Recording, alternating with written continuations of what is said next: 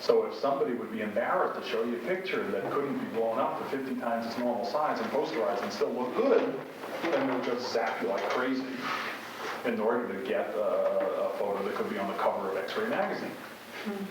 Well, it may not matter for the diagnosis. But what I'm saying is that whole way of thinking, that was the whole thing of saying, listen, what I want to do is get the answer that's important here while exposing my patient to the absolute minimum amount of radiation that I have to expose them to in order to get the diagnostic answer that may or may not save their lives. That is not the way the problem is usually posed.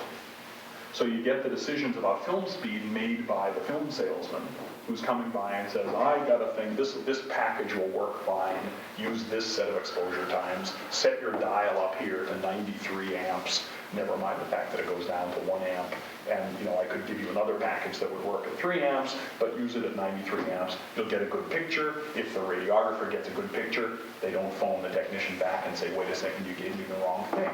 They only phone if they get a bad picture. There's no meter that says, by the way, you just exposed this person to X millirems. The job could have been done with X over 10. 1/10 X millirems. So it's very tough because when you're getting X-rays, you don't know how many millirems you're getting. Yeah, that surprised me. Why don't they know from the machine that they are using? Because it's an X-ray machine, it's not a dosimeter, it's not a, anyway, it's just the whole business, the way it's set up. It's set up as a business, and the purpose of the business is to expose film so that a doctor can look at a film and figure out what he's looking at. The doctor doesn't complain as long as he gets a clear picture. The doctor doesn't know what you've been exposed to, and he wouldn't know a milliamp from a millirem. Doctors don't know. Doctors don't know from radiation exposure. That's not what they do for a living. They're just trying to figure out if you've got a broken bone, or if you've got a gastrointestinal problem, or if your neck hurts because of a balloon or because of a balloon, and that's what he's Yeah, after. but they should know about.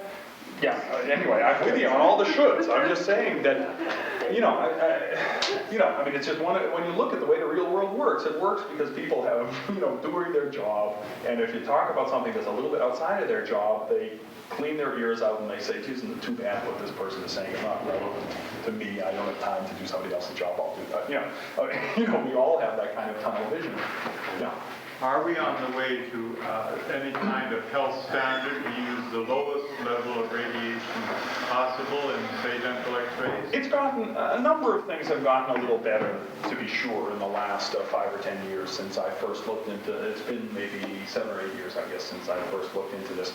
Well, one of the things that's happening, where we've come from was pretty crazy. We came from a time when I did a survey, something like 7 or 8 years ago, when I wrote an article on x-rays. I found at least one hospital in metropolitan Toronto that routinely required chest x-rays of pregnant women who were coming in to deliver a kid. Required. Not permitted, required. And why? Because they might have to have a general anesthetic during labor. And if they do, and if they have pneumonia, then the general anesthetic might kill them. Sorry, I don't mean pneumonia, I mean tuberculosis. Excuse me, isn't that the thing? I think it's tuberculosis that would really be a problem if you gave somebody a general anesthetic and they had tuberculosis. When's the last time you saw a TB case in the hospital? I'm sorry, I don't remember. And you look at any, the chances of finding what they were afraid of finding were basically vanishingly small, and the chance of doing harm from that were invisible to them, because they don't see the problem.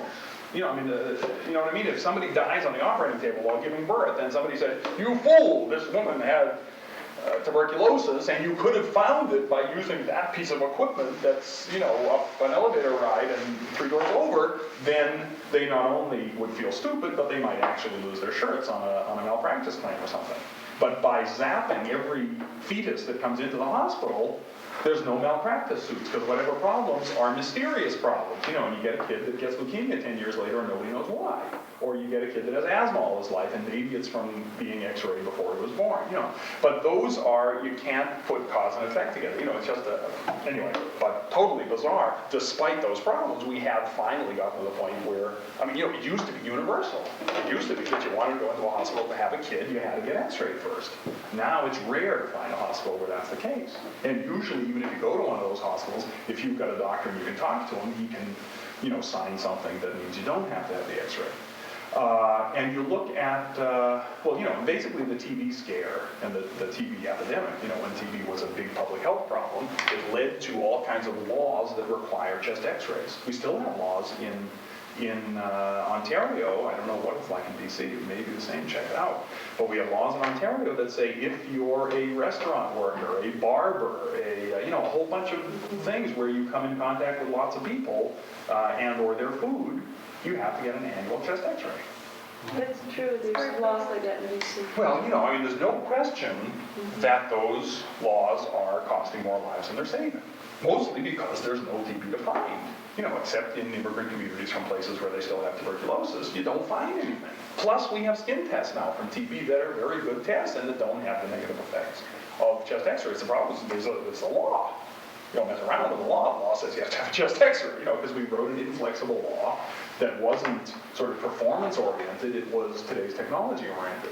Nobody said, geez, Charlie, what if a better test comes up where you can take a piece of somebody's fingernail and put it in the lab and find out if they have TB or not. They just didn't foresee that, so they passed a law based on what they had then. And it probably was cost-effective. I'm sure it was cost-effective. You don't have to imagine too many TBs spotted in the food industry, to imagine that screening out people, who are going to be barbers and are going to be coughing TB terms in everyone's face, you don't have to find too many of those people to pay for a few cancers caused by the x-rays. So, I think it's just sort of what used to be a good idea that isn't a good idea anymore, and that now is clearly doing more harm than good. I wouldn't be surprised at all to hear that nuclear medicine is sort of the same. Also, we're being exposed to more than we should. And I know there's a lot of sort of glamorous reasons for doing that, like CAT scans, for example. I don't know if you're familiar with this, ultra high-tech, it's not as new as it used to be, but anyway, 7-8 years ago, it was the hottest thing for every hospital to get every expensive, rich hospital to get a CAT scan, which stands for computerized automated tomography. And it's this thing where, like for brain injuries, you go into this monster machine and this thing sort of rotates around you, and they can in effect get an x-ray of a slice of your head or a slice of your body. It's very high tech. They can occasionally diagnose something accurately that otherwise would be very difficult to diagnose. But it's also in some circles, you go to Los Angeles and it's cocktail party chatter that I had a CAT scan and you didn't. It's one of these things, that is, it shows my doctor cares and I go to the expensive hospital. It's become a sort of prestige symbol, and that's dumb. Are they quite lethal radioactively? They're fairly high, yeah, because they have to, it's multiple x-rays going right through everything, and going through sort of a long way. Now, on the other hand, if you want an x-ray of your head, it's not easy to get, if it's something, you're wondering if something is enlarged in that direction. Say you have something in your brain, a vertical, cerebral cortex or something, and you're wondering, is it too fat? Well, you shoot from the side, which is more or less all you can do with a standard x-ray, and you might not see it if it's expanded this way. So what you need is a cross-section. There are some things that for which this is a life-saving treatment because you can find the answer. So, the basic attitude I take toward x-rays is that it increases by a relatively small amount for most x-rays the chance that you're going to die of something. And the question is it decreasing the chance that you're going to die of something? Is it worth it? And you've got to figure out basically for every x-ray with the help of your doctor. There's an excellent book out by Priscilla Laws, is her name, called something like X-rays Too Much of a Good Thing, ? And it's published by one of Nader's, Ralph Nader's groups in the States. And it's an excellent introduction. Priscilla Laws, L-A-W-S.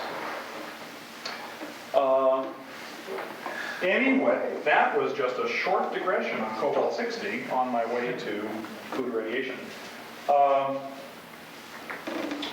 And what I was really going to talk about was the sort of, I'm going to talk a little bit about the kind of political situation. In Canada, it's cobalt-60 that they're talking about using. In other places, they're talking about other things. And probably the most interesting is in the US, where they're talking about using cesium-137, which you last heard about in the aftermath of Chernobyl, because it's one of the things that was smeared around the world. This is a fission product. That is, it is one of the halves of uranium atoms when they split. It is therefore one of the nasties that's in spent nuclear fuel. And that, in fact, is where the U.S. Department of Energy is planning to get its cesium-137, is from reprocessing that is dissolving and separating out the parts of spent nuclear fuel, which is something, of course, which they already do for the nuclear weapons program. So that is a horse of a fairly different color. This stuff is nasty enough.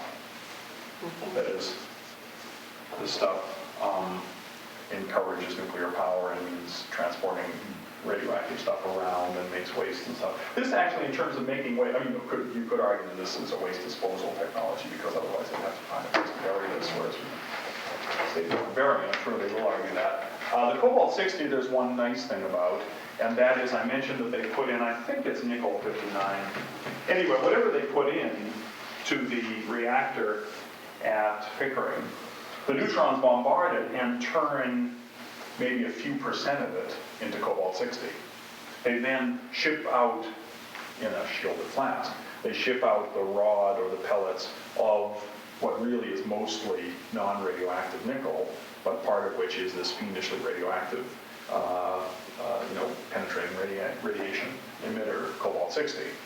What then happens is it's used, and God willing, what happens is it's used in a machine to do whatever it's supposed to do, to irradiate food or to irradiate people, or to sterilize medical equipment, or to shine through floors or pipes. And eventually it gets tired enough that you have to use longer and longer exposure times, and it's just weaker and weaker as time goes on, following that same decay curve. And eventually it gets down to a point where somebody says, Charlie, I'm getting tired of waiting for our exposures from let's get some new cobalt-60. And what they do is they reuse it, in effect. They take the same stuff, the same pellets, the same rods of mostly nickel-59, partly cobalt-60, and partly what the cobalt-60 has decayed into, which I think is not nickel-59, but it's something else that I think is stable. And they put that back in the reactor, and it's almost like a rechargeable battery. It's got a great deal of elements to it. So in other words, the waste production of this is comparable to the waste production, comparable, boy, don't hold me, shut that tape recorder off, but in some ways is like the waste production of a place that makes returnable pop bottles or beer bottles. In other words, they get many, many uses. I think it's on the order of 15 or 20 uses of one bunch of this stuff that turns into cobalt-60 before they actually have to look for a place to bury it. When they do look for a place to bury it, it's harder to find than a place to bury that broken pop bottle. Not the right mistake. Still easier to bury pop bottle. But in fairness, it's not as if a shipment of one new batch of cobalt-60 each year means that somewhere we have to find a burial place for one batch of dead cobalt-60 every year. It's not that bad. Good news, eh? Are you starting to think that good news is bad news? Are you? A little bit? Anyway. And the other good news about using cobalt-60 is that it heads off the nasty Americans' plans to use their byproduct of their weapons program in their reprocessing. But they're already using cesium. Yes, they've always used. Yeah, there was a science magazine. No, sorry. There was an article, not in Science Magazine, in The Nation, called something, have you seen it? Yeah. It's in my suitcase. Good. Called something like, Why is DOE supporting Right. food irrigation? Yeah, very interesting article. Yeah. Beg pardon? Isn't it called The Last Supper? No, that's. No, that was in this magazine. Oh, right. That was in this magazine. Did it mention that the U.S. wants to use cesium-137? Yeah. In that article? I Oh, can't yeah, remember. coach all about In, it. Sorry, in the This magazine article? No, the other one. Yeah, no, I know the other one. Does the This magazine? Have you seen the This magazine article by Ann Wordsworth I'm and not Nick sure Stoll? about I that. wouldn't want to second guess it. I Yeah. think Anyway, they talk more I got it about wrong, check it. food irradiation Okay, in Canada yeah. on that one. I've got it too, and that's not in my Yeah. suitcase. I've got a copy of both. If you- The politics of food irradiation, this I'll do while standing on one foot so we can take a break soon. Good. Not with legs crossed, just on one foot. Food irradiation is now very interesting in Canada because Atomic Energy Canada Limited really wants to do it. And in fact, at least one of us has been to the Armand Frappier Institute in Montreal, where the institute, in cooperation with Atomic Energy Canada Limited, is building a demo. And there's another demo in Quebec somewhere else. Some of you may know that there was supposed to have been a plant in BC. Where was it? Richmond? Yeah. And no, it's been a scandal in terms of ripping off the federal government's awful research grant programs. That's where they get into trouble. The legal situation is that it is now legal to irradiate potatoes, wheat, and spices in Canada. Onions, that's the other one. Yeah, there's the other one. I was trying to remember last night. I couldn't. Right. Potatoes, onions, wheat, and spices. We just had a report from the Science Council of Canada basically saying here is a plum that Canada can pluck off the top branch by getting into this growth field fast. We are well positioned because we already cornered the market on cobalt-60 and because we have neat marketers and scientists at ACL to grab this for our side before the bad guys get it. Besides, they didn't actually study the health aspects or anything. It wasn't, I think Stuart Smith has said it was a technological opportunity report, it wasn't a health report or something like that. Anyway, but they did this big kind of puff piece on the potential for food irradiation to be a growth field for Canada and to be an earner of export currency and all that kind of stuff. At almost the same time, the Federal Standing Committee on Consumer and Corporate Relations, I think it's called, had a set of hearings on food irradiation. Two of my colleagues testified there. David Posh, the author of Radiation Alert, testified on the general issues, and Patricia Adams of Probe International, which is part of the other half of my group, testified on the third world implications of selling the stuff abroad. In addition, we were visited in Toronto while the hearing, just after David and Pat testified. A man whose name escapes me right now, who's from London, who is the head of the London Food Commission, head of London, England, dropped by our offices to tell us about the work of the London Food Commission, including their work on food irradiation. And we said, wow, how would you like to sit down at this computer and word process a brief to the Standing Committee on Consumer and Corporate Affairs, telling us what you know about food irradiation? This guy, Tim Lang is his name, has just co-authored a book called something like The Truth About Food Irradiation. Facts about food irradiation, it's called, which is supposed to be published in North America by now. It's been published in the UK a while ago. I haven't seen it yet in North America, the North American edition, but anyway. It's quite a good book. That book and the work of the London Food Commission in England has led to the formation of an amazing coalition of all sectors of society against food irradiation, all sectors of society except the British government. But they've got the consumers, they've got the farm workers, they've got the farmers union, the union of farmers itself, they've got the UK Medical Association, they've got the patients union, that's fighting. Yeah, no, they've got a sort of, people looking to reform the medical association. They've got people who would never agree on anything, all working together to keep food irradiation out of England. Very interesting coalition, very interesting campaign. And the basic reason is because of unsettled or unsettling health issues.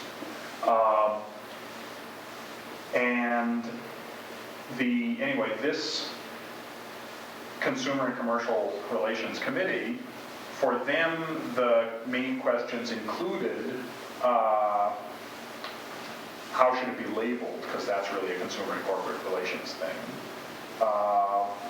And what the nuclear industry wants is to have it almost unlabeled. They have a symbol that's called the radura. I'm going to step down for this.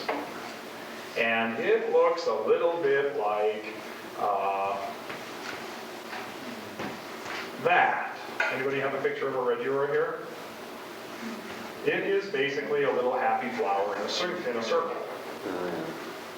There is nothing about this to suggest, of course, the trefoil, which indicates that something is radioactive. Now, food is not radioactive, so you wouldn't expect them to use that. Besides, this might worry people. In fact, the symbol that this radura, they call it, new word that they coined to mean the symbol and maybe to mean the process. Rad is a unit of ionizing radiation absorbed. Anyway, it's also like radiation. This symbol most closely resembles the symbol of the U.S. Environmental Protection Agency, which is almost like a tracing on where they have shading this as solid or something, but it's basically all the left to the right, it's basically the same symbol. U.S. EPA is not in the business of irradiating food or anything else. So anyway, it's a completely misleading or meaningless, at best meaningless symbol. And so on the question of how should consumers be informed that some of the ingredients in a product or the entire product has been irradiated in case they want to exercise a choice, AECL's proposed answer is that basically this symbol should do it, but in case you insist on text, their favorite text is to have the word radura go along with it. If you insist on more text than that, they have an alternative suggestion, which is you could say, at least for a couple of years, this has been adopted in the United States, although it's being fought now.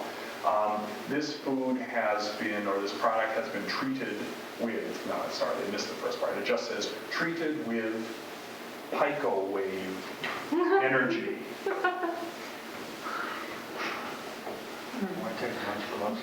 Another neologism, another brand new word that they coined. This has the great advantage from their point of view that absolutely nobody has any idea what it means. But it sounds a lot like this food has been treated with microwave energy. And most of us have basically wrapped our heads around that microwaves don't really turn food into poison. I guess they don't want it called irradiated, which is what it is. They don't want to call it irradiated. Absolutely. I think you put your finger on it. And the reason is because, of course, they know that people are irrational. And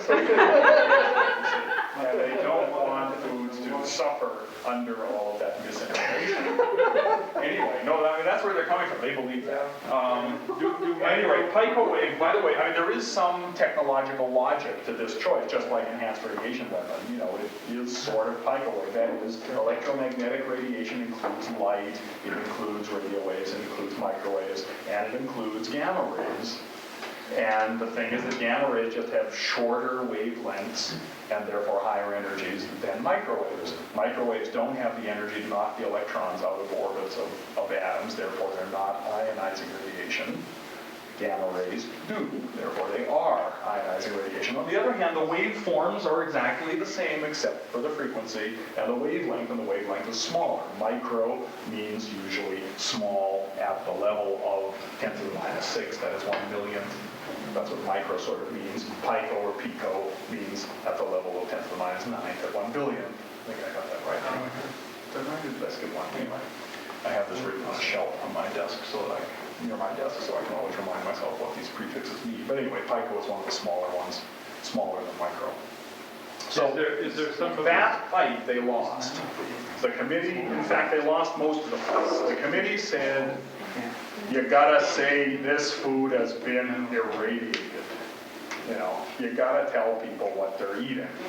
In this case, by the way, one of the most embarrassing wimp outs in this field is that the Consumers Association of Canada has completely wimped out on this issue. Usually the guardian of labeling, you know, you've got to tell consumers what they're getting and we need better labels, et cetera, et cetera. They went for this option. Outrageous. Anybody who's involved in the CACBC chapter, make noises. They should be changing that policy soon because everybody across the country is waking up to what a wimp out the CAC has done on this issue. They've basically been, you know, kind of captured by the sales pitch from the nuclear industry and therefore just, you know, gone totally in the opposite direction from what you would expect the CAC to do in this and what you might even demand the CAC to do in this. The committee, on the other hand, did not wimp out. The committee said you've got to call a spade a spade. And if you've got, you know, chicken soup and the spices have been irradiated, then you've got to have the symbol and say the following ingredients have been irradiated, and then it says spices. This is after you list all of the ingredients in order and you say water, broth, fat, bones, skin, chicken meat, carrots, cukes, spices, you know. Then underneath that you say radiation symbol, you know, Rajura symbol, the following foods have been irradiated, and you say spices again.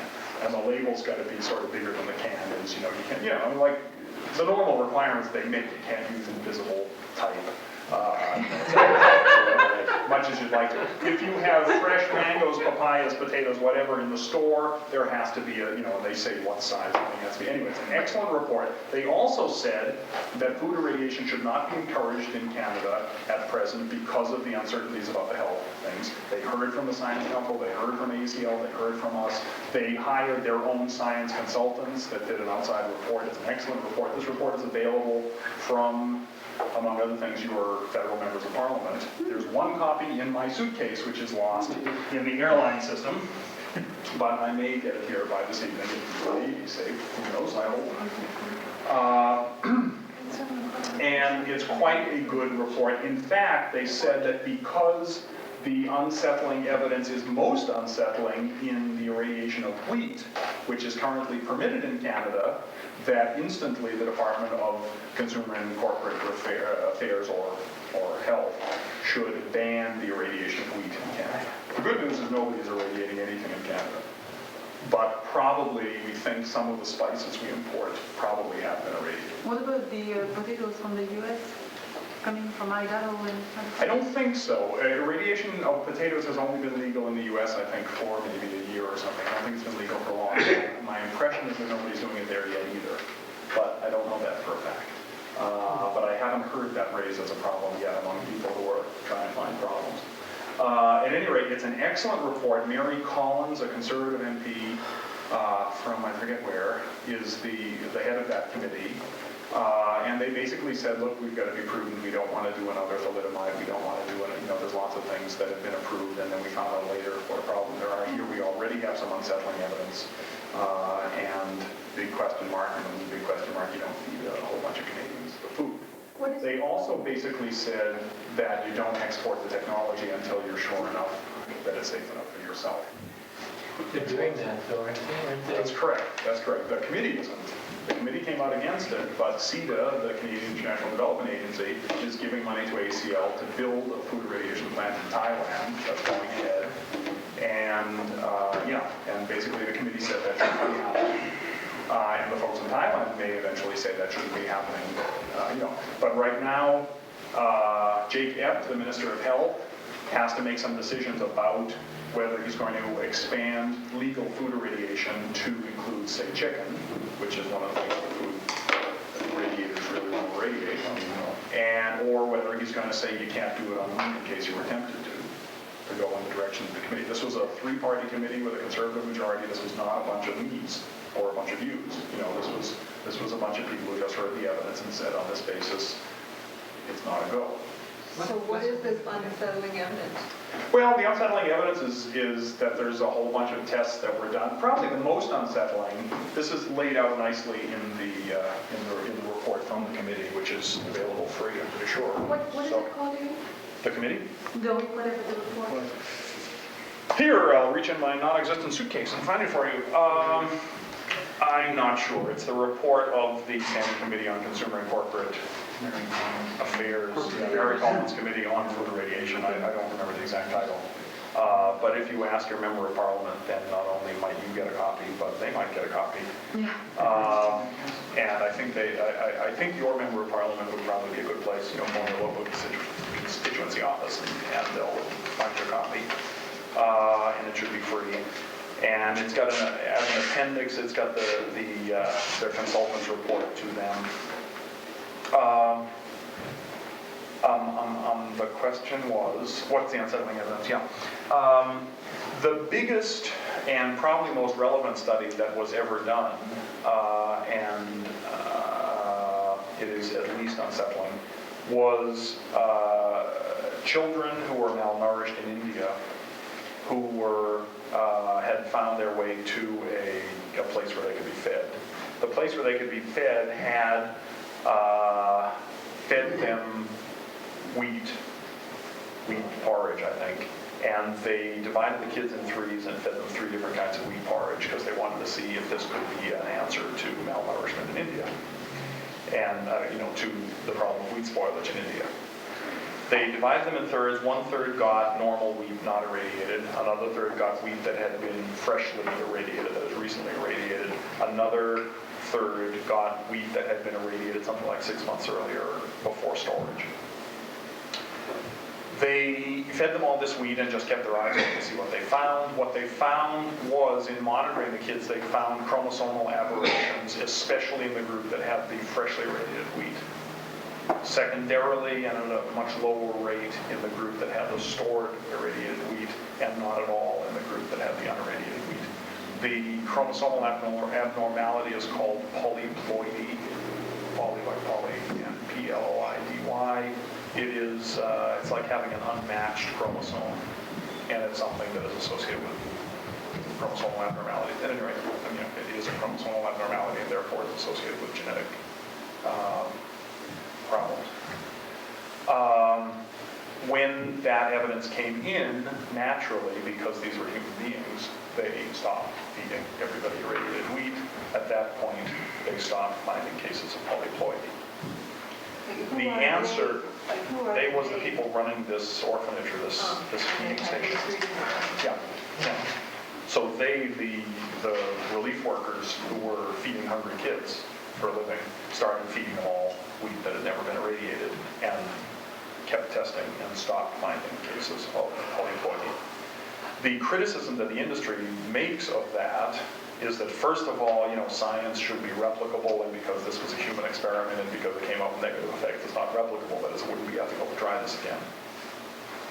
And therefore, because it's not replicable, it's not science, which is sort of a word game as far as I'm concerned.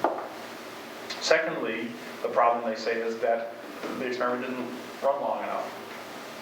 That is, they don't have, in order to be statistically significant, they would have to do it for longer, and and of course it would be ridiculous to do it for longer.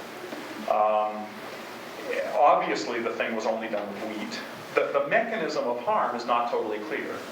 That is, whether it's the creation of unique radiolytic products and free oxygen radicals, and if you let the wheat last long enough, the radicals recombine with something else, and they make something else that's not as bad, or these new chemicals decay into some, are transformed into some other chemicals or what.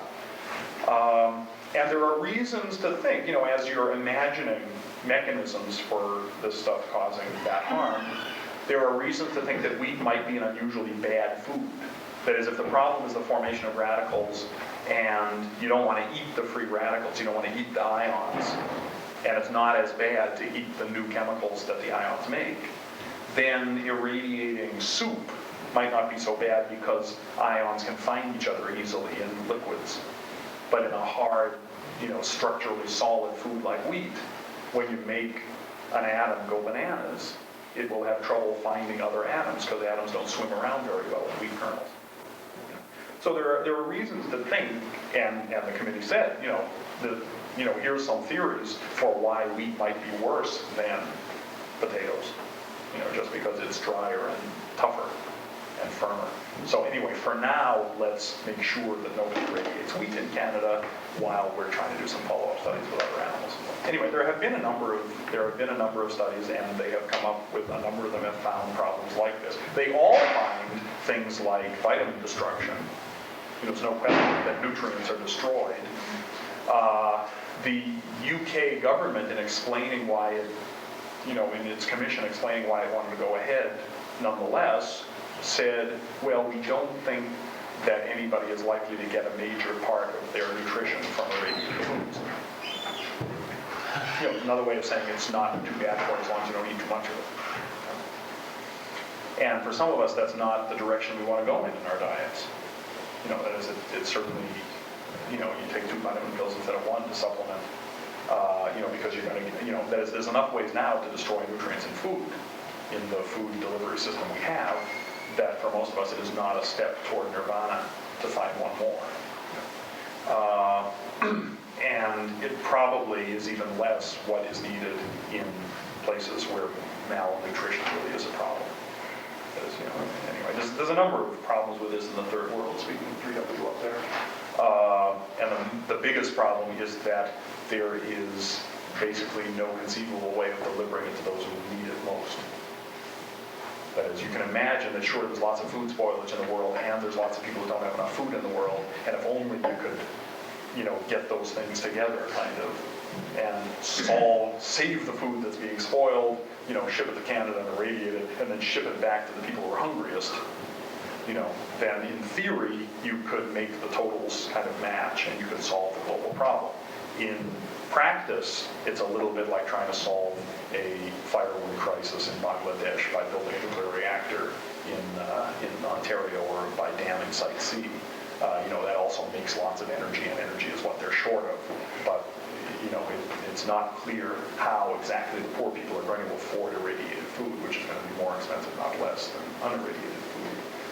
You don't have the answer, and it might be easier to ship them wheat from our surplus stocks than to give them a food irradiation unit, which they are not in a position to want to afford to run. Let's take a break. I do go on. You're gonna leave microwave hanging, are you? You made a brief reference and you're giving everybody excited. By saying that microwaves don't ionize food, or don't? Yeah. Well, you were just saying. Just a question, Oh, forget yeah, it. you just laid food poison and microwave in the same sentence. No. No, I've got a microwave oven. No, Pico wave. Pico is smaller than micro, and microwaves don't ionize atoms, and you were adjusting a Picos little do. bit when you were. No, I was just looking around to see what reaction I got when I said that microwaves don't create unique radiolytic products or new chemicals in food, and I was just wondering if anyone was going to say, oh, sure, yeah, oh, sure, say good things about microwaves, oh, right, try that. Oh, they produced. How are microwaves produced? In electromagnetic tubes, like light, like X-rays. Well, like light is a little too strong, but Like X-rays? yeah, X-rays are produced by gizmos, by like the way radar is produced. Like radio waves are produced by. No, they probably do it with. Anyway, there's a special tube, a vacuum tube, like a radio tube.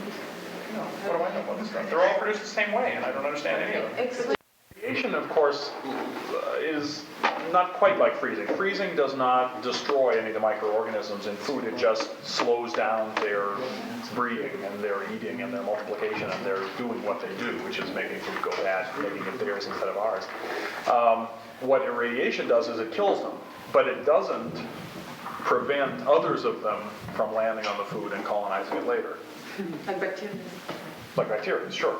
So, in a sense, it's like cooking food in that regard. You boil the soup and you kill whatever might have been going to make the stuff in it go bad, and it's safe for a day or 2 or 3. You cook the stuffing, and as long as the stuffing is cooked through, then it's fine. But you've got to freeze it.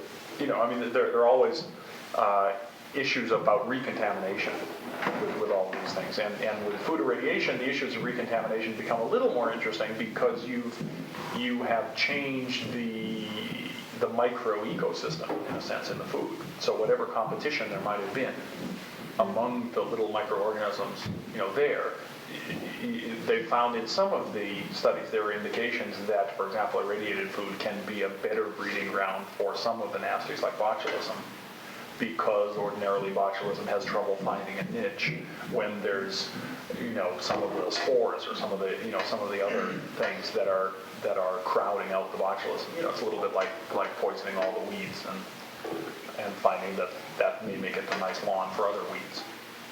What you wanted was poison everything except the grass, but poisoning the dandelion may make it a better place for chickweed or for the kind. And so you do some of those interesting things. Now all of those happen sort of later. If you kill everything that's in the food and eat it, then I think the only concern is the loss of nutrients and the unique radiolytic products, that sort of thing. If you're going to leave it though, if it's going to be something that you're going to leave around. Also, one of the plans is that for, say, chicken, they want to, say, put it in a tight shrink wrapper and then irradiate it, which is a little bit like canning something and then pressure cooking the cans. It's a similar kind of process. So, yeah, that's right, to keep it from getting exposed to new organisms after it's had the organisms in it killed. But once you open the package, you see then it's a lot like food that's starting off not exactly from scratch, but from a scratch that we don't usually start from a kind of a new zero where there's nothing in it alive, we think. Another concern is that different organisms are, not all of the microorganisms in food are the same, have the same sensitivity to radiation. Botulism, for example, seems to be one of the toughest things to kill with radiation. Salmonella seems to be one of the easiest. So ACB looks at that, and ACL rather, looks at that and says, terrific, salmonella is a problem in chicken, we'll irradiate chicken. On the other hand, botulism can be a problem in chicken. And the things that keep it from being a problem now are largely the care we take with chicken, because if you don't take that care, salmonella is going to get you really quick. Well, if you stop taking that care because you protected yourself against the salmonella, but you haven't totally killed the botulism, then you can get wiped out by a piece of chicken that tastes and smells delicious. Because salmonella and a bunch of the other sort of rot things have been killed, but the botulism hasn't, then you create an environment in which you're treating the thing in a way where you say, aha, this is safe chicken, I don't have to refrigerate this, I don't have to do this. And so you can trick yourself into getting wiped out by the things that radiation doesn't kill. There's also great pressure for them to use as little radiation as possible, because the more they use, the more changes happen in the food, including taste changes. On the other hand, what's his name? Robert McIntosh, I think is his name, who keeps writing about food irradiation in the Globe and Mail, keeps referring to this as a process that exposes food to low levels of radiation, which I just really get a kick out of, since of course you're talking about, instantly lethal doses. In terms of, usually when we say low levels of radiation, we mean levels of radiation that don't cause immediate harm to human beings and that may or may not have health effects off in the future. Well, here you're talking about something that would fry you, something that would of course kill you, because we're as radiation sensitive as these microorganisms we're talking about. More. We've got more ways to break down. We're bigger, more complex. So these are instantly lethal doses of radiation. Many times lethal. We're talking about about one kilorad, 1,000 rads is about roughly lethal dose to a human being, and they're talking about megarads. So they're talking about 1,000 times lethal doses, and he's calling this low levels of radiation, low compared to what? How come it doesn't harm the food more than if it's those levels of radiation that they use? Well, you see, the ways we are harmed by receiving, the way people are killed by radiation is by, in a sense, fairly subtle changes. It changes your blood cells enough that you can't work anymore. It changes the marrow in your bones just enough that it can't make more red blood cells. It doesn't take much to kill a human being. You don't. Let's face it, if we were butchered the way chickens are too, we wouldn't survive it. There's lots of things we do to our food that would kill us. You know what I mean? It's I hope that makes sense. Makes sense. It isn't directly related to this, but we have a son who's the age of a lot of people around this table, 35, and when my wife was pregnant with him, there was an explosion of a nuclear bomb that blew out the side of a mountain in Colorado.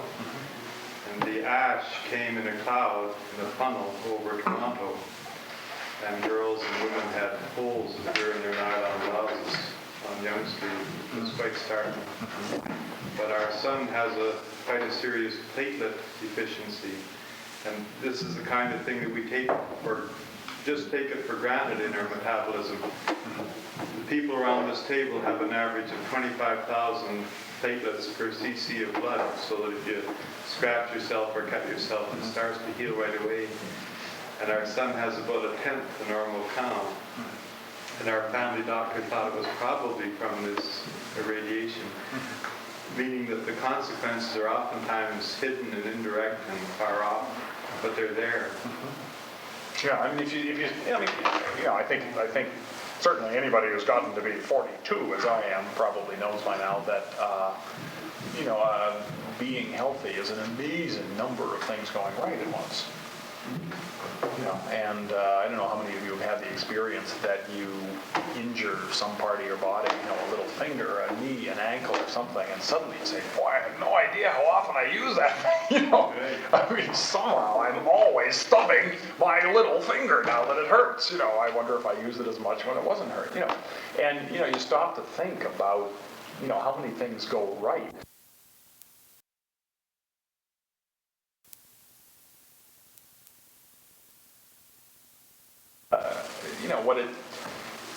In a population of 7 gazillion salmonella microorganisms, it may take a heck of a dose to make sure that there isn't enough of a colony left to reproduce, because you're going to select for, it's just like treating an illness with antibiotics or something. You're going to select for those that are most resistant.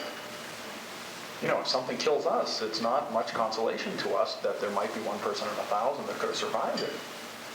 But if you're trying to sterilize food or something, it's very serious if 1 in 1,000 survives it, because they're going to recolonize the food if you give them a chance. So you really have to zap the heck out of food to have any confidence that it's not going to be recolonized by the bugs that you were trying to get. If you look at the question there in terms of global food supply, and you say, okay, well, the wheat may be one of the more difficult areas, but if you look at what a lot of the world's population is eating, in terms of beans and corn and rice and so on, it isn't fried chicken and steak. That's what if it doesn't work well. If it doesn't work well with grains, then yeah, sure.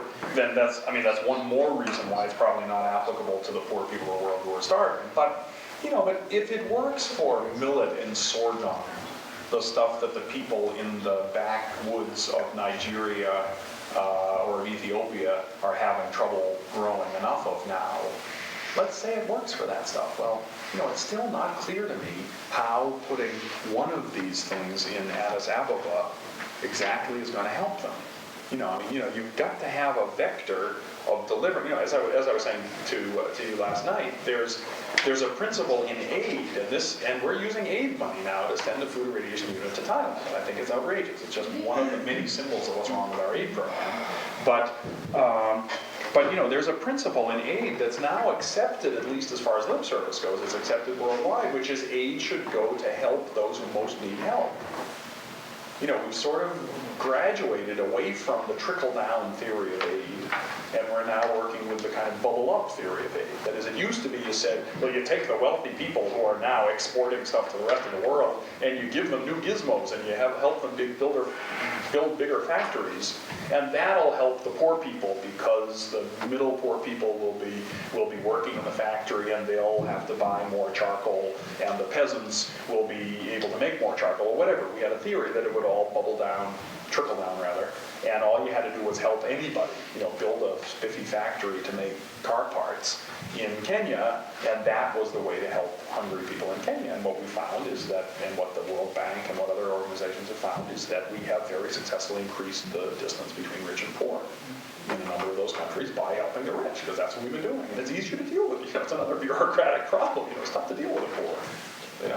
They talk funny. They're not as bright as the rich people. They didn't pick these things up. They didn't go to Harvard. They don't understand. They don't have a framework for you can sympathize with the people who find it easy to deal with the people who can fly up to us to talk to us.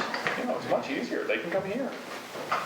So it is a problem. But as I say, food irradiation, I think, flunks that test in spades as a commodity to export into places where people are hungry. And we also have to look at what it does to the structure of their society. I mean, you're often dealing with societies where people are poor in large measure, I think, because they have no control over their lives, because they don't control any of their means of production. They don't own a farm, they don't own land. And somebody else has more money and somebody else has more control, often the government. In a sense, if you look at all poor countries, often the government is the biggest problem that people have. Well, one of the effects of putting one of these high-tech gizmos that one person in 1,000 can figure out how to operate is you elevate the technological elite and the government. They're associated. You create a new ruling class, in effect. And, we've got enough problem with that in Canada. You try to get a handle on the nuclear industry, and you'll be told you have no right to ask questions because you haven't got a PhD in physics. Don't complain to me about nuclear reactors until you can build one. It's kind of the, nobody tells you don't have the right to change the TV station until you can build one. You don't have the right to turn it off because you don't know how transistors work, really. There are some things we assume we have the right to use these things or not to use them and make decisions about our lives. And to decide to live in homes without TVs if we want even. Wow.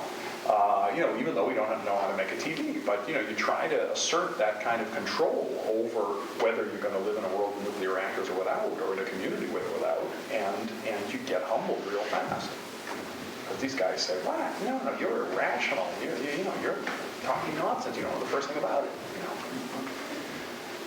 And and from the nuclear industry's point of view, of course, they have this amazing challenge that people keep reacting in ways that are completely irrational as far as they're concerned. And the part that really bugs them, as I mentioned to those who were here last night, the part that is really unsettling to them is that they are realizing that the more people learn about what they do, the less they like it. Because they used to think they had an education problem. They used to think the problem was people didn't really understand what they were doing. And now people have a much better idea what they're doing and are much clearer that they don't like it. And that can't be, if you stop to think about this as a sort of sociological phenomenon, it's really very interesting. And I sometimes wonder sort of how much good I'm doing as opposed to how much harm I'm doing. One of the things I know I'm doing is I'm increasing the siege mentality of the nuclear industry, which had a siege mentality 10 years ago. But, by helping to focus people's understanding of what it is they don't like about this industry, you have this elite of, very bright people for the most part. They've got to be frustrated or, PO'd or, it can't be a nice thing to do.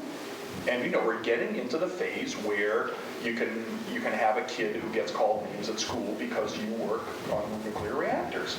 We're in that phase. You can be a pariah at cocktail parties when you say, "What do you do?" I work at Pickering. And it used to be that way to say, I'm an anti-nuke, and that used to be, that used to be one of those leper things to say, and you've come a long way, baby, and now it's, I try to make nuclear reactors a little bit safer. Oh, please, let me talk somewhere else. Well, as long as we're going to have these things, I want somebody working to make them safer. How I dispose of nuclear waste, I do, there are some jobs that are going to have to continue to be done and done well. And we're getting to a point now that's a little bit scary in this, and you have to think about how to negotiate our way through this, how to navigate our way through this, I meant to say. Because, for example, you'd have to be a little bit strange now to be going into engineering school and picking a career and saying, I want to be a nuclear engineer, just like my idols all are, just like Enrico Fermi, and just like, Bill Morrison, who designed Pickering, he's my hero. I want to be just like him, only maybe even better, and I'm going to study as hard as I can, and I'm already the smartest guy in my high school, and now I'm going to be the smartest guy in my engineering school, because I really want a good job, and I'm going to have a good job designing nuclear reactors. Well, you'd have to be some kind of nut. Is that true? I mean, is there that much pressure in academic circles? No, it's not pressure at all. No, the teachers are all there, and they're all those kinds of nuts. No, I mean, we have nuclear engineering professors. There's a big department at U of T and Queens and lots of places. No, there's lots of places to learn to be a nuclear engineer. I just mean if you read the newspaper, if you listen, if you know, you can see that this is not a growth field.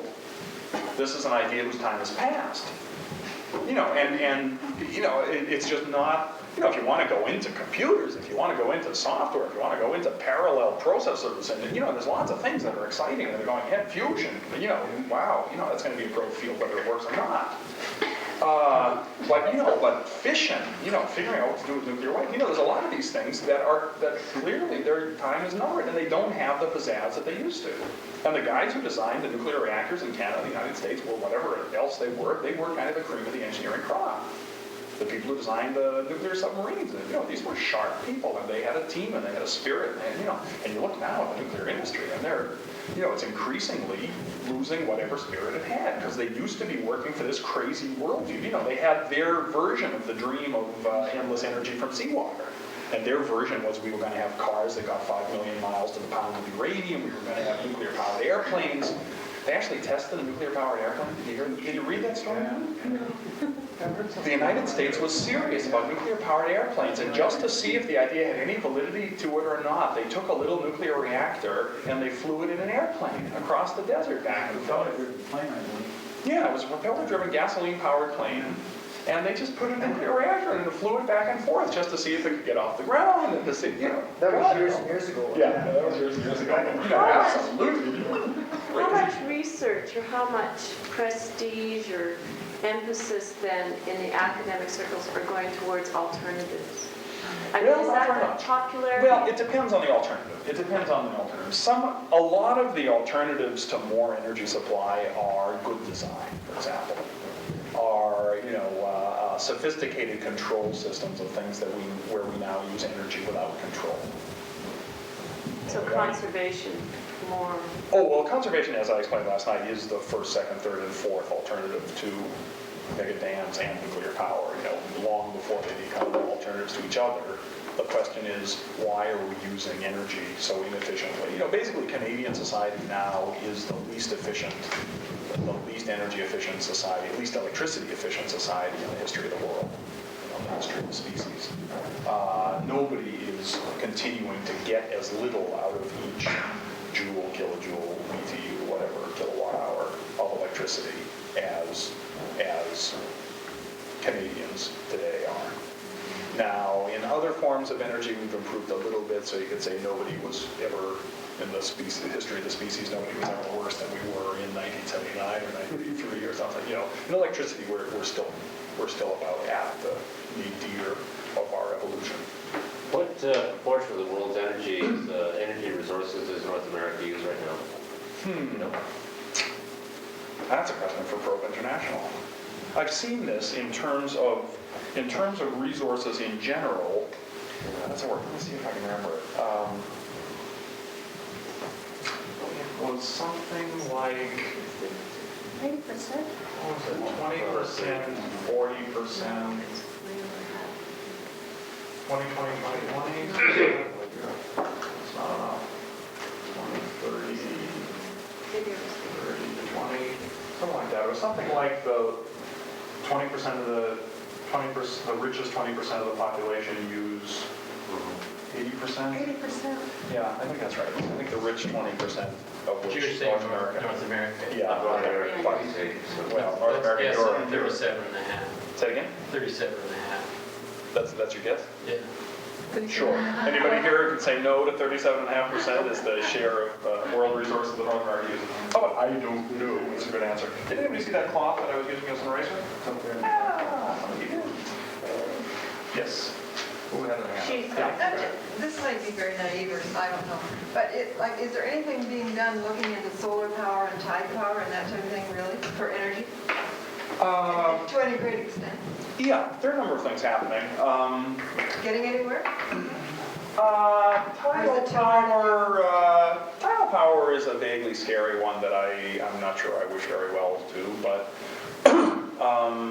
it has some potential. Yeah, there's talk about doing more development on the East Coast in Canada and the Maritimes on tidal power, and it might work. It's just that talk, though. I think we've developed something in the Bay of Fundy or near it, and it's the next one that's going to be much bigger, and people in Maine are upset because it's going to flood part of their coastline, they Yes, think. what that is basically a tall tower that stores the water in, which then can be regulated or controlled to run turbines. What does the tower do? It just basically is as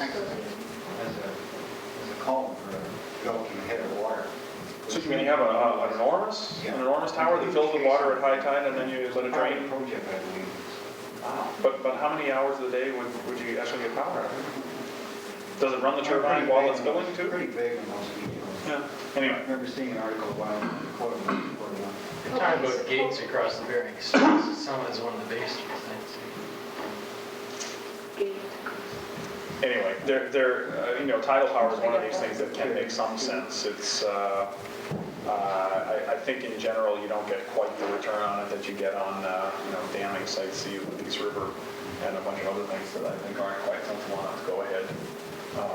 And none of them are sensible enough. Starting where we are now, as the least efficient society more or less in the history of human species, the question is, where do we go from here? If we were building a system from scratch, we would have to find some energy. We would have to find some ways of generating electricity. But we're not. We're starting with incredibly fat, overbuilt systems and incredibly inefficient ways of using that electricity. And as I mentioned last night, and one of the things that I think, it sounds simple, and yet it's tough to wrap your head around, is that it's not electricity we need. It's light we need. It's enough light to read by. It's not fuel we need to make it through the winter, it's comfortable homes we need. And the relationship between that input and what it really is we need is a very variable relationship. In other words, you can make a home that doesn't need fuel to keep warm. You can make lights. You can't make lights that don't need energy to give you lights, but you can go a heck of a lot smarter even than these fluorescents. You can get incredibly smarter than incandescents. And it's, and some of those things are exciting engineering. That is, there's, I don't know if anybody knows the Philips PL bulbs, for example. There's, in BC, they probably don't have a market at all because you guys subsidize your electricity rate so hard. But, but there are new micro-fluorescent bulbs, basically, that have very nice light quality and that have very high efficiencies and relatively low bulb costs. And some of them that are basically the shape of incandescent bulbs. And so you can directly substitute wherever you've got an incandescent bulb. Well, some of you probably know the circ lines, which are sort of a bad version of that. They have Are they full spectrum? the circ lines aren't. No, the circ lines are cool light, I think. But the PL1 is a bulb. Let me see if I can draw it right. It's got a screw-in part there, and then it's got a base adapter. And in the basic model, it's got a thing. It's actually a double tube, sort of like that. They look basically like that, and you can get them with a globe over them either that basically makes them look just like an incandescent bulb, or more or less like an incandescent bulb. And this thing usually, when you turn it on, it goes flick, flick, and lights. It's more or less instant light. You can tell when you turn it on that it's not an incandescent. And the quality, it has slightly better color rendition on that scale that lighting engineers use than incandescent bulbs. It doesn't look exactly, it's not as yellow as an incandescent bulb, but it has excellent color rendition and it looks fairly similar to an incandescent bulb. And that's among the things for domestic use. That's And right. that uses low energy, I think. Yeah, this one uses about a sixth or a seventh as much as the incandescent bulb it replaces. That's impressive. Now, it also costs, for the one that uses, I forget, 13 watts instead of 60, is that the right ratio? Yeah, it's close. Yeah, I think it's actually PL11. I think the 11 replaces the 60. And they're called, yeah, PL. Many of the bulb manufacturers make them now, including Philips. The PL11 in Toronto now costs just about 20 bucks. Now, depending on your electricity rates, you know, if you make electricity tax-free and profit-free and little or whatever, risk-free and everything else free, then you can make these fairly slow to pay off. Obviously, if you've got a light that spends a lot of time off, this is already not too easy to pay off. The other nice thing about this is that this part lasts for 10,000 hours, which is roughly a year of nonstop use. And this part lasts for 2 or 3 times that. That is, you can replace, this part just pulls out of the base. Okay. So, and Philips has done a calculation in which they assume you're going to go through just 2 of these and that it's going to replace normal incandescent bulbs, normal light incandescent bulbs, and they say suppose it's worth something like 50 cents not to have to change a bulb. You know, because it's worth something to have a bulb that lasts for a bunch of years, for 10 years to 1 year, and the question is how much is it worth exactly. And it's worth, in lots of places, it's worth so much that these bulbs are worth putting in even if you get free electricity. That's a lot of office types of environments or places with bulbs far away or something, you know, changing bulbs on me or labor cost. At any rate, these are taking off reasonably well in places that pay the real cost of electricity, taking off worse in places that don't. There's a number of other technologies like this. You know, you look at the refrigerator. Refrigerators are amazing technology. This, I don't want to spend long on this, but Amory Lovins gives a wonderful presentation in which he basically makes the case, and I think it can be made very well, that if we were designing refrigerators in order to consume as much electricity as possible to do the job, you couldn't do much better than that. That's my kind of perverse thing to say too, but it's pretty close to truth. You know, what does a refrigerator do? It pumps heat from one place to another. Those of you who are technically mindful. Along that same line, it's, maybe everybody here knows this, but the Site C Dam on the Peace River would flood enough land to feed 1 million people. Speaking of radiation and hunger. Now, what would you have to do to feed 1 million? Is it feeding 1 million people now, or do you have to tear down the forest and plant the soybeans first? It's growing wheat now mostly. Yeah, it's farmland. It's arable land that would do that. Yeah. Anyway, refrigerators take the heat that's in the water in the ice cube trays and pump it out and throw it out usually into out the bottom or out the back into the kitchen. And they keep pumping it up until it gets down to the level where it turns off. Well, what we used to do in the good old days, the bad old days, you know, in order to run that pump, it's basically a compressor usually that runs Freon, occasionally ammonia, but domestic ones, it's always Freon, the same stuff that destroys the ozone layer, fluorocarbons. And we compress it so it liquefies, then we let it vaporize, so it takes away a bunch of heat when it vaporizes. And it needs a motor to run the pump, that pumps stuff around. Well, I don't know if anybody here can remember, Hans can remember, refrigerators that had this big compressor unit on top, with a motor on top. That's how we used to build refrigerators. Why? Because motors run at maybe 70% efficiency or thereabouts. Virtually all of the energy that a motor takes ends up being heat. Motors are hot. Air conditioner motors are hot. Refrigerator motors are hot. Fan motors are hot. Any motor that's working and anything close to its rated load is hot.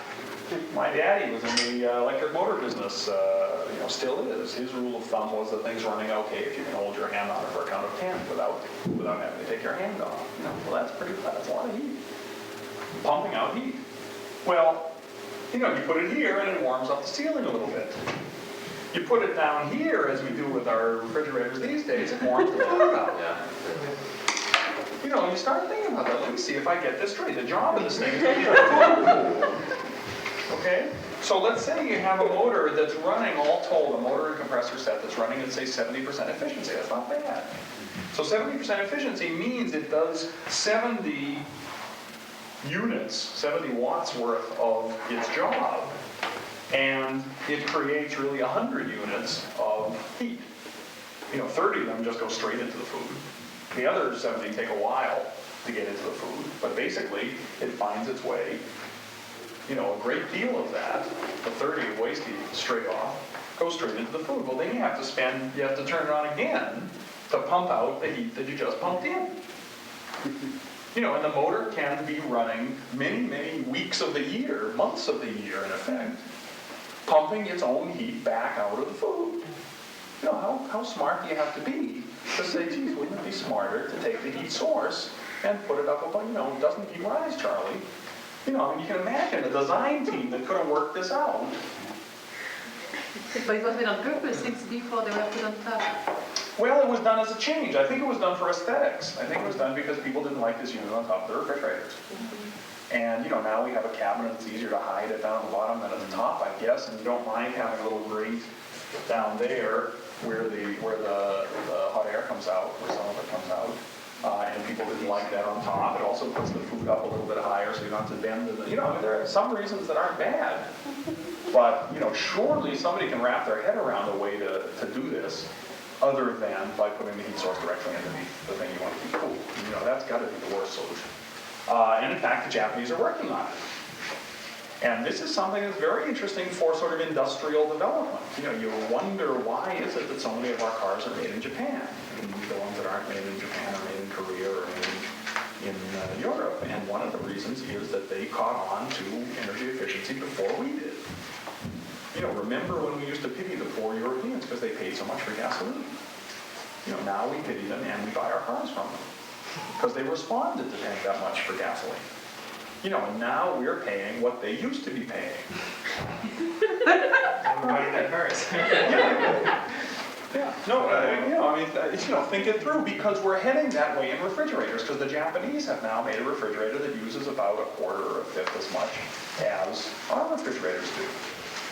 And they've done it in part with clever high tech, and they've done it in part by putting the motor back on top and a few other things that aren't so high tech, but they've done it by redesigning the refrigerator as if energy mattered. The way, Volkswagen, followed by everyone else, started to redesign the car as if energy mattered. And we've come a long way, and now we've got cars that do really spiffy things and use as little fuel as the old Volkswagen Beetle used to use. And we haven't stopped yet with cars. But in the process, North American leadership of the car market was lost. And it was lost in large part because we had cheap gas. You stop to think about the things that people say in British Columbia about cheap electricity. I'm sure they say the same kind of nonsense that we hear in Ontario, the lifeblood of our economy. And the reason we're as prosperous as we are is because we have cheap electricity. It's one of the things we have to offer, and the cheaper we can make it, the better off we'll be. You stop to think about what that means, about all the gizmos that use electricity, and all the factories that use electricity, and what's happening in the rest of the world where they're paying kind of world price for electricity, while you here have an electricity system where the loans are guaranteed by U.S. taxpayers, as if electricity is more important than food, where the company that makes it doesn't pay a dividend to the people who own it, not like the people who make food, as if electricity is more important than food. You go down and down and down the list of all the things that people who make electricity don't have to worry about in a business sense. They don't have to pay taxes, they don't have to pay a profit, they don't have to worry about risk, they don't have to worry about the real cost of capital because it's subsidized by the taxpayer. And on and on and on to artificially cheapen electricity. And you say, well, gee, what's the effect of the new steel mills, of the new, car parts manufacturers, the new anything, any new business? Because anything that uses electricity, we're going to get the ones that are inefficient. When it comes to trying to sell a smart light bulb, anybody who has a sharp pencil or a pocket calculator will say, gee, that thing doesn't make that much sense. And it'll be introduced more slowly in this market. And any manufacturer wants to sell it will have more trouble selling it in this market. And on and on and on. What does that do for your technological advancement? Because ironically, one of the things that's driving technological advancement now is resource efficiency. Increasingly, we're getting at a time when doing something using less inputs is really smart. And energy is one of those inputs where most of the world is facing up to real prices. And Canada as a whole, it's not just BC, it's not just Ontario. Our whole utility system, you know, in my place, in Ontario, it's a special problem because what they're encouraging is the consumption of electricity, and how they're responding to that is by building nuclear plants, you know, and that, you know, has other problems, you know, not flooding valleys. So, as I said last night, there's a wonderful line that you should all remember. It came from BC somewhere. I can't remember who said it, but a few years ago, when somebody was trying, I think it was actually a guy who was trying to garner support in the East for a campaign to fight the Ross High Dam. And he said, don't forget when God wanted to destroy the earth, he didn't mess around with acid rain or low-level radiation. He flooded the place. Oh, good. And it was very effective. Anyway, it's a good line. It shouldn't be lost. Anyway, refrigerators, so many of the things we do, if you look at them just with an engineer's eye and say, you know, how could this be made efficient? There's ways, and they're not hard, and they're not expensive in many cases. We just haven't bothered to do them. And we don't bother doing them as consumers, or we don't find the product on the shelf that's efficient. And many of those are on the shelf in California or in Europe or in Sweden or in Japan. And, you know, it basically comes back to the way we treat our hydros and the way we treat electricity. And the harder you subsidize electricity, the tougher it is to get efficient at it. These heat pumps, Yeah. the future of those. As heat sources, you mean? Yeah. Space heat sources? Well, the main thing that's interesting about heat pumps, there's two things, and I'll just leave you to ponder these over supper. Don't wear yourselves out over supper, because we've got three more hours of chit-chat and information exchange to go. Main things about heat pumps, two things. One is if they're backed up with electricity, that is, if you're heating with electricity and you use a heat pump, except when it gets really, really cold, then they're awful for the utility company. That's because what you have is, instead of a heat load that looks like this over the heating season, you know, you don't need much at the beginning, then it gets really, really cold. And instead of one that looks like that, what the heat pump does is it works from about there to there, and it works again from here to here, and it decreases your heat demand by maybe a factor of 2.5 during that time. So it changes that curve to sort of that curve.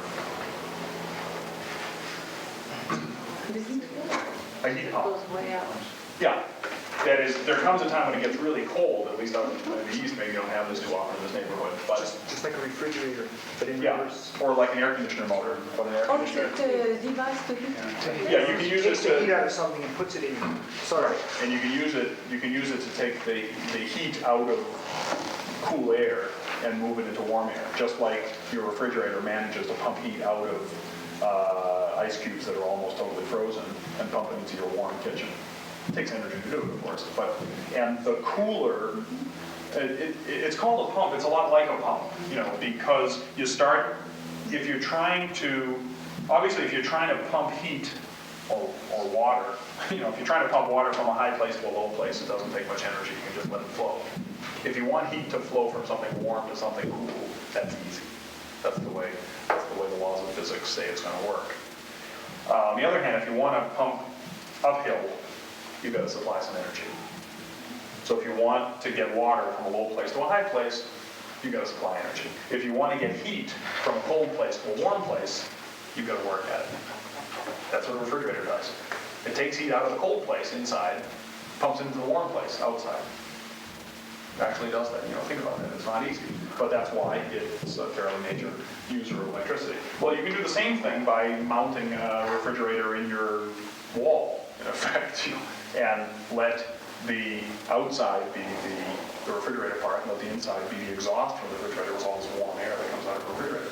So it'll pump air out of the cool winter day, as long as it's not too cool, and pump it into your house. The problem is the cooler it gets out there, the less efficient this process gets, because you just start lengthening, you're really lowering the bottom, right at the top, excuse me, you ran on the blackboard space. You know, you're just lengthening the height that you have to pump the stuff up. And you get to a point where, first of all, it becomes very inefficient, not much more efficient than just running baseboard heaters.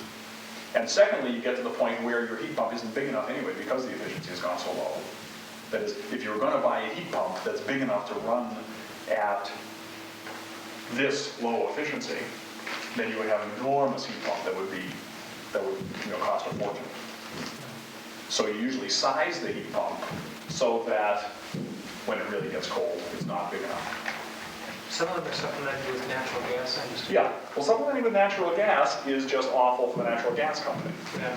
Supplementing with electricity is awful for the electrical company, because what it does is it takes their load, which peaks during the cold time anyway. For natural gas, it really peaks in the cold times. The electricity system, it also peaks in the really cold times, and it just makes that peak sharper. Which means you're going to be using exactly as much electricity when they're really hurting as you ever did. You're just not going to give them as much revenue during the rest of the year as you used to help pay for their costs of expanding the system to cover that peak. You know, so it's awful for the system. The other thing is it tends to compete directly with efficiency in the home. That is, what smart homes do, what smartening up your house does, let me put it that way, is it tends to lower this whole load, okay? And by lowering the load, what it does is shorten the heating season. That is, there's more, when it's not really cold, you don't need any heat. When it's really vicious, every house needs a little heat.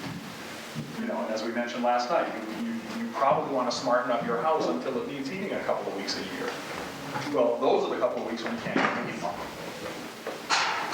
You know, so you have a kind of direct competition. If you put the heat pump in first, then smartening up your house doesn't have the payback that it did if you smarten it up first.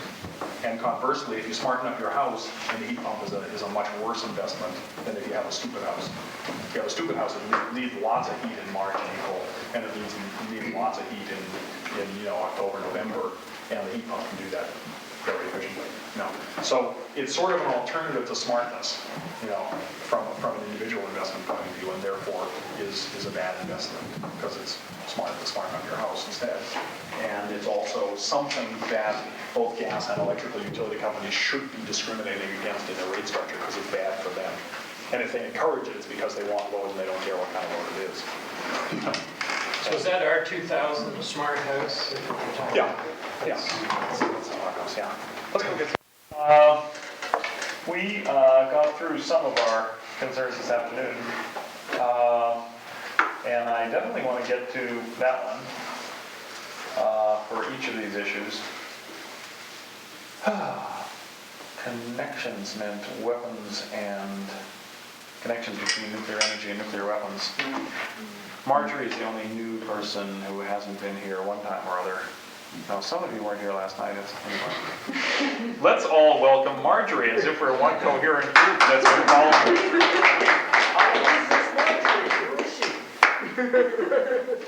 Yeah, you're going to have to stand up and tell us all about it. Think too much about the other business. All right.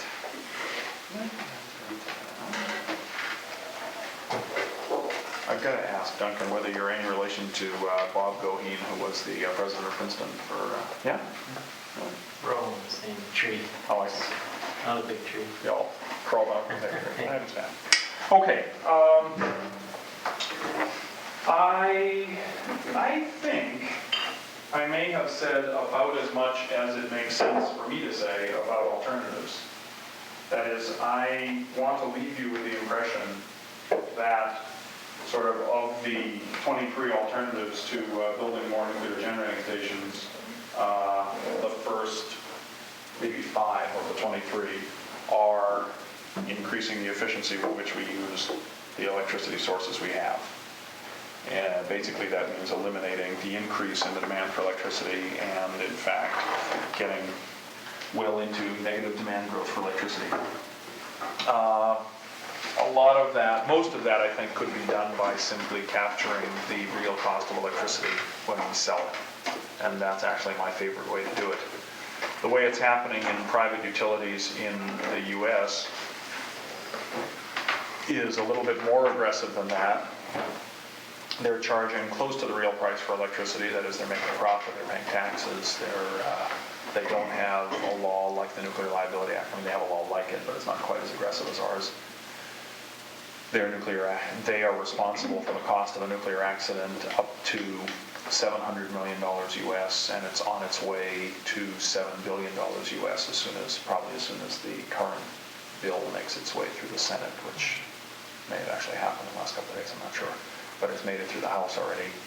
They defeated amendments that would have eliminated the limit to liability completely. They eliminated a bunch of other sensible amendments too. But they, in fact, the New York Times article says nuclear liability raised to $7 billion in-house in victory for industry, which is about right. When you consider the other amendments, right? Yeah, when you consider the alternative was to get rid of a limit. Supposed to just make them, let the only limit be the amount of damage the accident does. You want to do $20 billion worth of damage, fine, you get $20 billion. That's how much it costs. You want to make an accident that people successfully sue you for $100 billion, I hope you have $100 billion, But why should we say you just did a $100 billion accident, pay the first 7, and we'll take care of the other 93 because we don't mind nuclear accidents. We don't really want to discourage them quite that aggressively. As aggressively as we discourage other mass poisonings. Is that going to put them out of business? Which, the $7 billion limit, or if they had no limit? $7 billion. No, it really was a victory for the industry. They had proposed a $2 billion limit, but they were happy. They were quite willing to compromise on a $7 billion limit. The main thing that scares everybody about a nuclear accident, including the experts, including the people who own General Electric and Westinghouse, is that there's virtually no limit to how much damage it could do. And that's what scares me. You're talking about a catastrophe that could be off the scale. You might be talking about having to evacuate Southern Ontario for an indeterminate period of time. Or just not eating the food that comes from Southern Ontario for an indeterminate period of time. Or, not drinking the water from Lake Ontario and downstream. That's a biggie. That's sort of off the scale. We'll welcome you to BC if you have to be. Well, you might be welcoming a lot of us to BC. That is the potential of the technology. That's the nature of the thing. There's plenty of poison inside one reactor to do that kind of damage. And there's plenty of energy in that poison, even when the reactor is shut off, to release it. Now, they've got a bunch of Band-Aids and wrappers around it. And, everybody knows that Band-Aids and wrappers and engineered safety systems might work most of the time. And they've got to work when we need them. There's going to come a day when they better work, and they might not. So it's not that we think there's going to be a catastrophic accident every week or every month. It's not that GE thinks that or Westinghouse. But they know that one could put them all out of business if they had to pay for it. And then some. Plenty of claims left over that they're not paying. And that's why they need protection. Exactly. That is, they are prudent enough to fear just what I fear. And just what society as a whole is coming to recognize is the fear. That's the irony. The irony is that GE and Westinghouse and the Canadian public and Energy Probe are really all afraid of the same thing when it comes to nuclear reactors. It's not that one of us is risk averse and one of us is, macho, let's go for it. We're all concerned about the same thing. It's just that they have a way of addressing their fears, which is to get all of us as federal taxpayers, and especially the victims, to get Parliament to protect them so that the burden, the responsibility is not theirs. Are insurance companies willing to cover them for that kind of amount? For the unlimited or for the $7 billion? Well, there's enough insurance companies in the States to cover them. Well, actually, what they're mostly doing is risk pooling to get up to this. Now they're doing that for the $700 million. I think they've got something in the order of $150 million, maybe, of real insurance from insurance companies. But increasingly, they're trying to get the nuclear utility companies together to share the risk. So they say, whoever has the accident, the rest of us will all chip in and bail it out. And they've got a rate for bailing it out. In the $7 billion, I think they're taxing each reactor something like $5 or $10 million a year for years and years and years and years and years until it's all paid down. But up to the limit. You see, they don't want to have to pay it forever. They don't want to say, remember that $5 million you were supposed to pay each year? Well, it turns out to be $50 million, because it was a big accident. They don't want that, understandably, and they certainly don't want to find out it's 500 million each, or, because it's tough to plan on something that has no limit in effect. And that's, we're new to this. We don't know how bad an accident could be. Did you say that some insurance companies actually insured? Yeah, within the limit. Oh, sure. Yeah, no, up to the limit. And the whole 75 million of liability in Canada is taken by insurance companies. In fact, the law says it has to be insured. The law says, for some reason that isn't clear to me, it says that Ontario Hydro, for example, is not allowed to self-insure for the $75 million.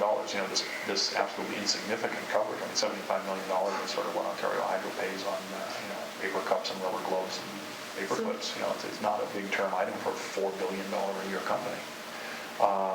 And if they had to pay $75 million because of an accident, we know they have it. I have no fears that they would declare bankruptcy first and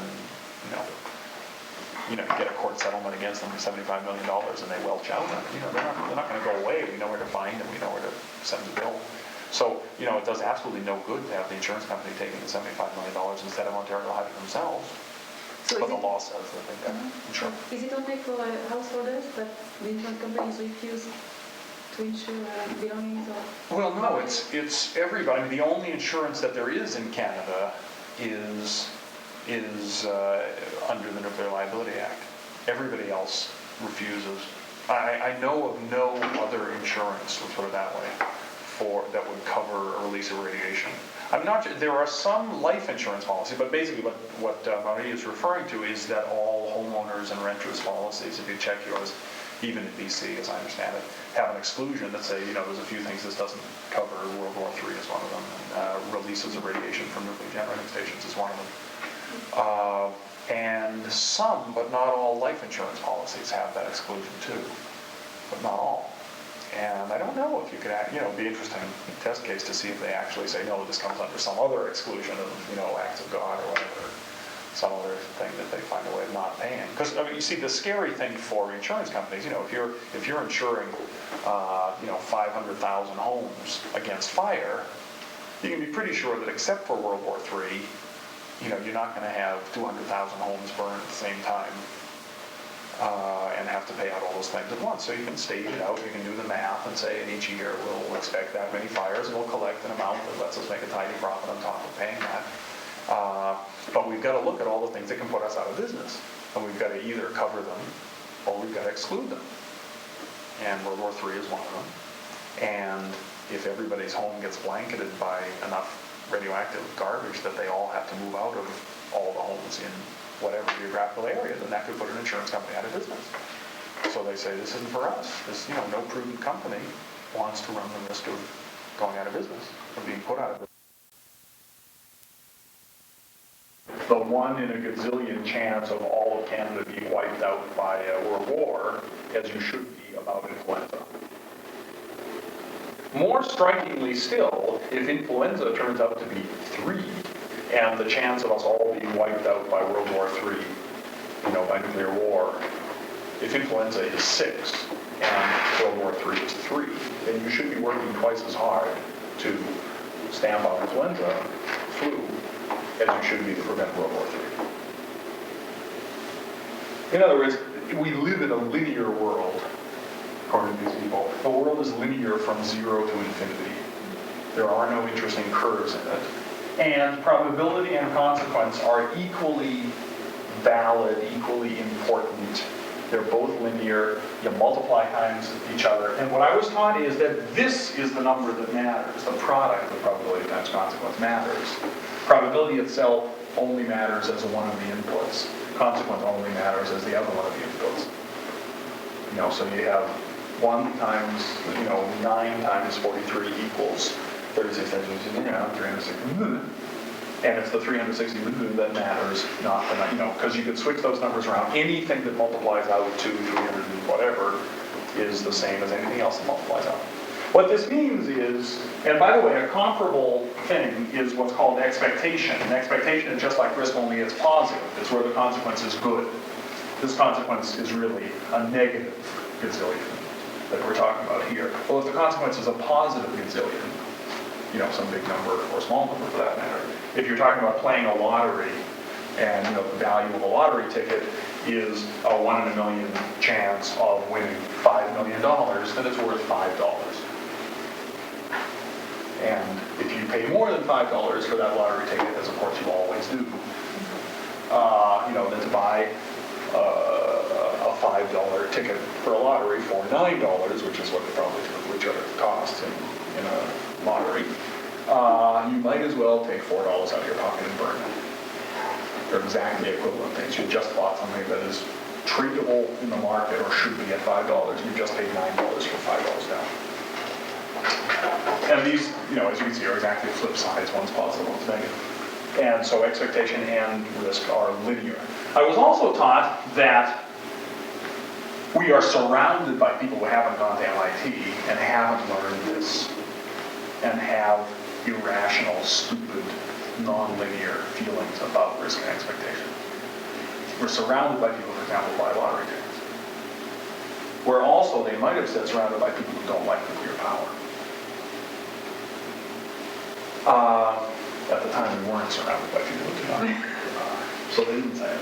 But this is one of the things that separates the scientific community and the technical community as a whole, not just nuclear power, not just people who build nuclear plants, from people.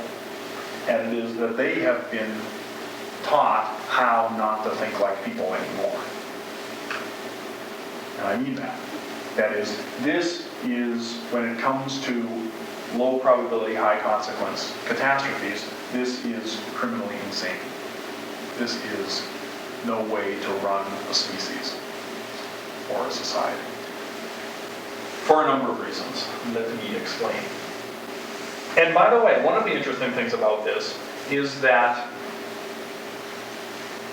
the nuclear techno-twits themselves do not follow this logic. That is, let's see where this logic leads, okay?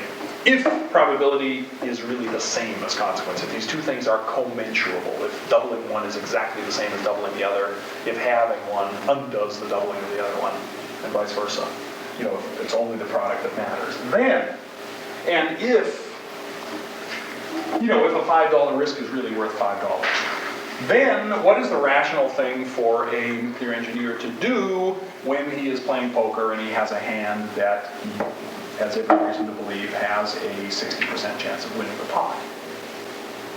Well, the only rational thing to do is to bet your home, your bank accounts, your wife and kids, and all the money you can borrow from the bank on the hand.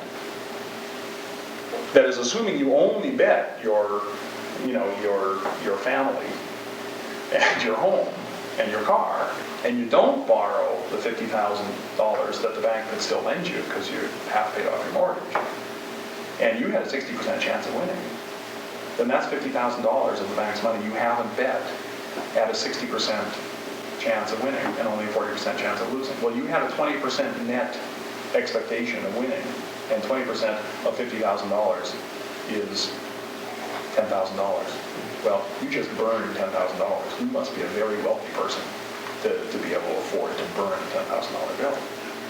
That is linear. That follows from that equation. If you really believe that expectation equals probability times positive consequence, then not taking out the $50,000 loan to add to your bet on this poker hand is equivalent to losing $10,000 of expectation that you had. Your hand was worth that total amount, and you just decreased its value and your value. Now, on the other hand, anybody who really does do that with a poker hand that has a 60% chance of winning would be thrown in a loony bin or in jail. I mean, we actually have laws against imprudence in some situations. If you do things like bet your home and family on a poker hand and lose it, and in some circumstances they can declare you unfit, and you can be thrown in jail for being imprudent. Thank God, because anybody who did that would be crazy. They would be taking a chance of having something happen that is absolutely unacceptable. In other words, the reason this is imprudent is that the outcome, the consequence of what you're doing may be relatively unlikely, but it is something that must not happen. It must not happen. You must not lose everything you have. you must not lose your home playing poker. That's sort of one of the rules of our society. It's a must not happen thing. It's bad. It's stupid. And, winning $100,000 in poker is nice, but it's not nice enough to risk, to brook the possibility of having something happen that must not happen. Similarly, not having insurance. That is, people buy insurance knowing that the amount of money, it's like a lottery in a sense. You're paying, $900 for something that's worth $500. It's just something you can't get for $500, and you gotta have it if you gotta have it. In other words, if you're in a situation where you don't have money in the bank, you haven't paid off the house, you've got a family and whatever that couldn't get by if you didn't have your income, and if you fall off your bicycle or get run over by a truck, you won't have your income and they won't have your income, then you're in a situation where there is a possible consequence possible. Maybe not likely. You may have a long life ahead of you. Your life expectancy is fine if you're a young person. You're healthy. There's no reason to think it's going to happen, but it might happen. There's a non-zero probability that something will happen that must not happen. So you gladly pay maybe twice the linear value of the thing in order to eliminate the possibility that this unacceptable consequence will come true. In other words, in prudence, in human value, in the way we think, and the way prudent people think especially. Some people don't bother thinking this, and we call them dumb or irresponsible. But the way responsible people think, there are things that must not happen. And it is worth being non-linear. It's worth getting taken for a ride. It's worth helping to pay for those tall insurance building towers in Toronto on University Avenue, and helping to pay for all that staff and all that overhead in order to get rid of the 1 in 100 or 1,000 or whatever chance that you will die that year and leave your dependents without support. That is rational. Now, I was taught it wasn't rational.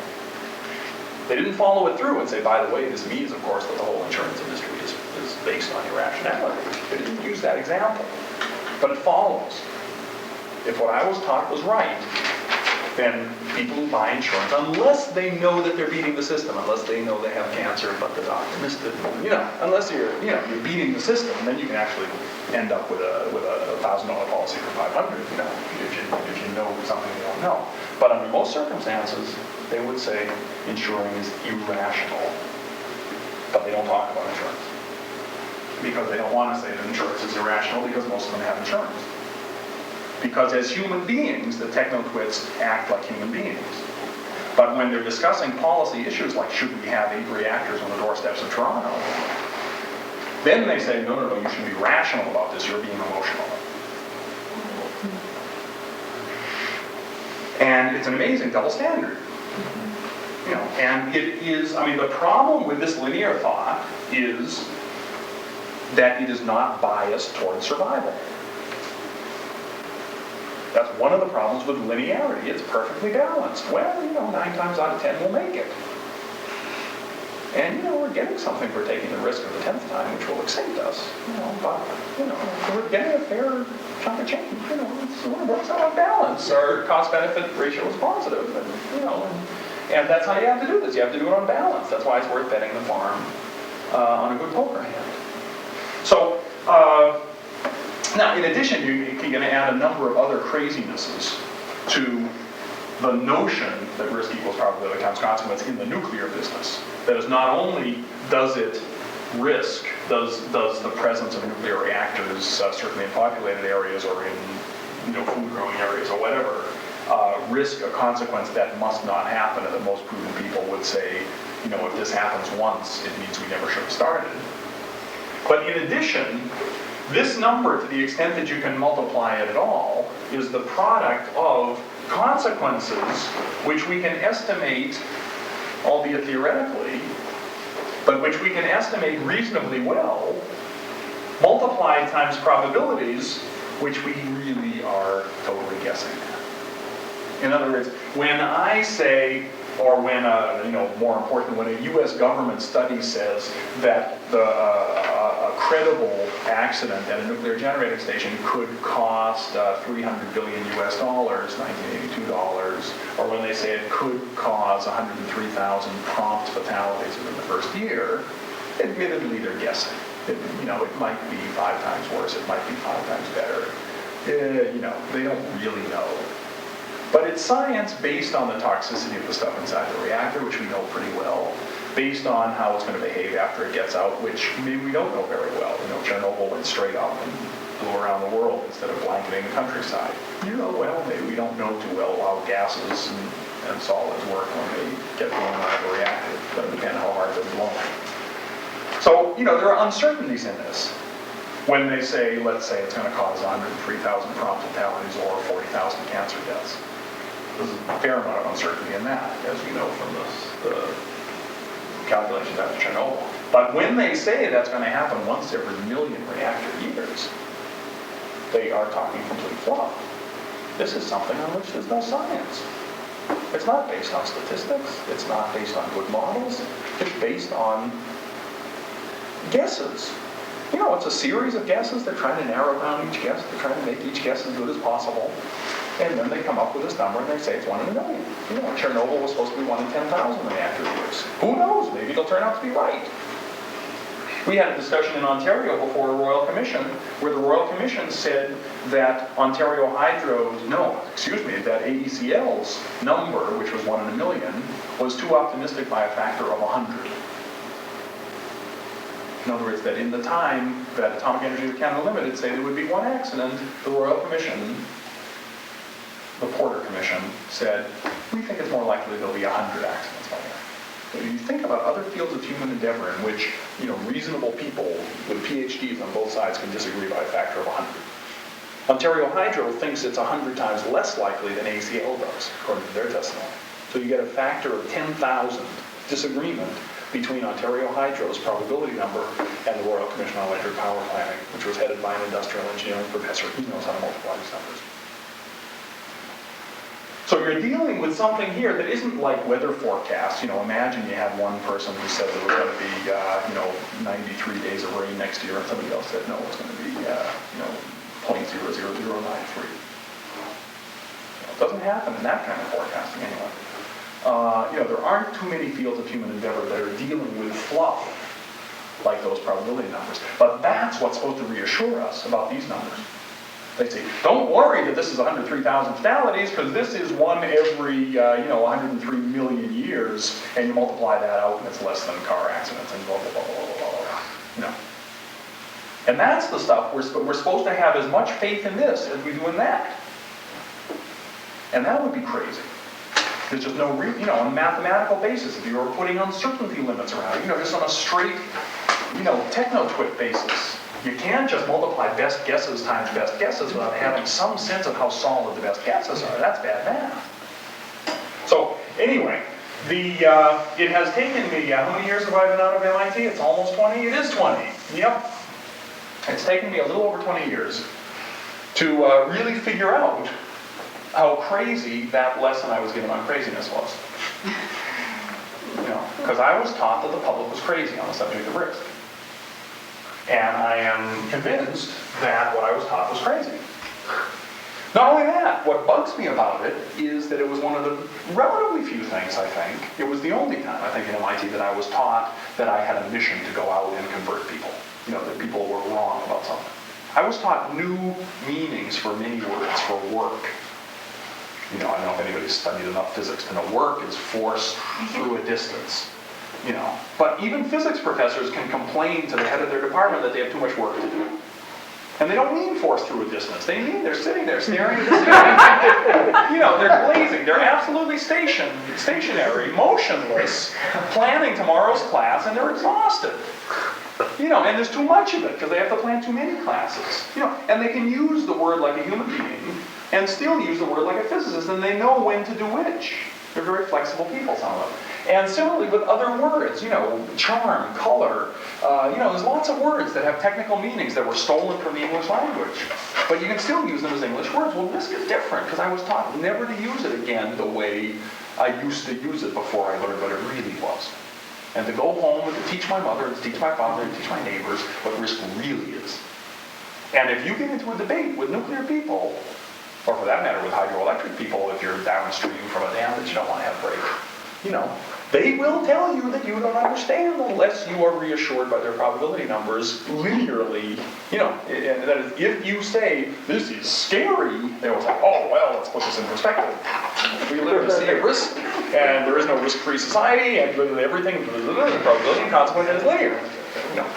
Anyway, and it's crazy. And it's not only the only thing where I was taught the public was crazy. It's almost the only piece of religion that I was taught at MIT masquerading as science. In other words, it is a value system. It is saying that if I were running society and I were trying to maximize the well-being of society, I, your professor, would be trying to minimize this quantity. Calculated probability, or best guess probability times calculated or best guess consequence. That is what it is rational for us to do as a species. Now, among other things, we haven't been bred to do that. There may have been a tribe way back when that did that, but their descendants are not among us. Because they took those 9 out of 10 chances. And, you take a 9 out of 10 chance, maybe 6, 7, 8 times, and, you're gone. Sometimes the first time, And so we are the descendants of people who fed the new mushroom to the dog. Who said, don't tell me it's 1 in 100, tell me it's not going to happen to us all at once. Anyway, so enough of that. But it's a fascinating topic, and it's something where I think ultimately the solution is to ask how your kids are learning about risk. Because now, if they're in high school, for example, you'll find there's a new film that's produced by Atomic Energy of Canada Limited to teach them how to think about risk. It's in the schools, that's certainly in the Ontario schools, and it's a federal crown corporation, and you help pay for it. I won't thank you for that one. Connections. I'm not sure what I can say in the remaining span of time about the connections between military and civilian nuclear technology. Let me just think of what I can say that might cover the ground. My view on the subject is that, as you know, Canada got into the business for military purposes, as you probably know. That is, Chalk River, our first installation, was made as part of the Manhattan Project. Our first reactors, ZEEP, was zero energy something. Pile, I think is what the P stands for. And our second reactor, the NRX, the nuclear reactor experiment, and our third reactor, the NRU, nuclear reactor, I forget what U stands for, were all made as part of the Manhattan Project, or NRU later after the Manhattan Project. But they were all made primarily to produce plutonium for weapons. Plutonium-239, which is the other sort of common fissionable material used for bombs, as well as uranium-235. We came in too late for Hiroshima and Nagasaki. Apparently they used our uranium, although opinions differ about that. But they did not use our plutonium because our plutonium was not in time. We didn't have NRX running until a couple of months after Hiroshima and Nagasaki. But we ran NRX and then built and ran NRU for 20 years after the war, producing and selling plutonium to the United States for their weapons program. We stopped in 1965 under Lester B. Pearson. And we had a federal policy from then on that we would not sell nuclear materials for use in weapons. We would not provide nuclear stuff for use in weapons. What year was that? 65. After 20 years of providing plutonium to the U.S. for military purposes. We also sold some plutonium in 1963 to France, and it's not clear for what purposes that was, but France has never been nice on the subject, and still has not signed the Nuclear Non-Proliferation Treaty, and has one of the worst records in selling reactor technologies around the world, for example. So Canada's in this interesting situation that we have taken the high road in a sense by deciding not to make nuclear weapons when we could easily make nuclear weapons. We have thus given it a pretty good shot at trying to make it fashionable to show that you're a mature country by not making nuclear weapons, whereas the consensus seems to be that you show your maturity by making nuclear weapons. On the other hand, we are, in the words of the Globe and Mail in an editorial during the Falklands crisis, we are carriers of the nuclear plague. Not exactly ourselves infected in that sense, but spreading it around. India, of course, made a bomb from a reactor that we gave to them under the Colombo Plan. The reactor we gave to them is called a CIRUS, C-I-R-U-S, sometimes C-I-R-R-U-S, Canadian India Research Reactor is what it started out, C-I-R-R, and then the U.S. had to provide the heavy water because we ran short, so we added the U.S. to the end of the reactor name.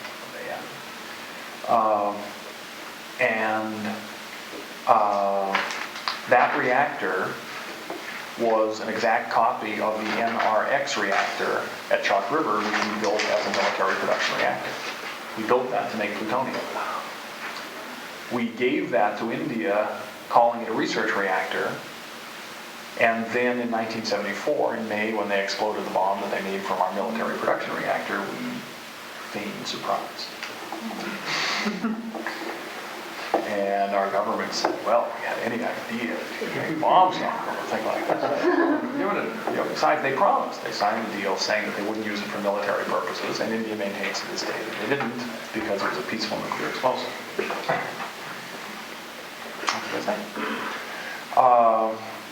India also has refused to sign the Non-Proliferation Treaty, claiming correctly that it's discriminatory, that it exerts one set of standards for countries that don't have nuclear weapons and a completely different set of standards for companies that do have nuclear weapons, which is true.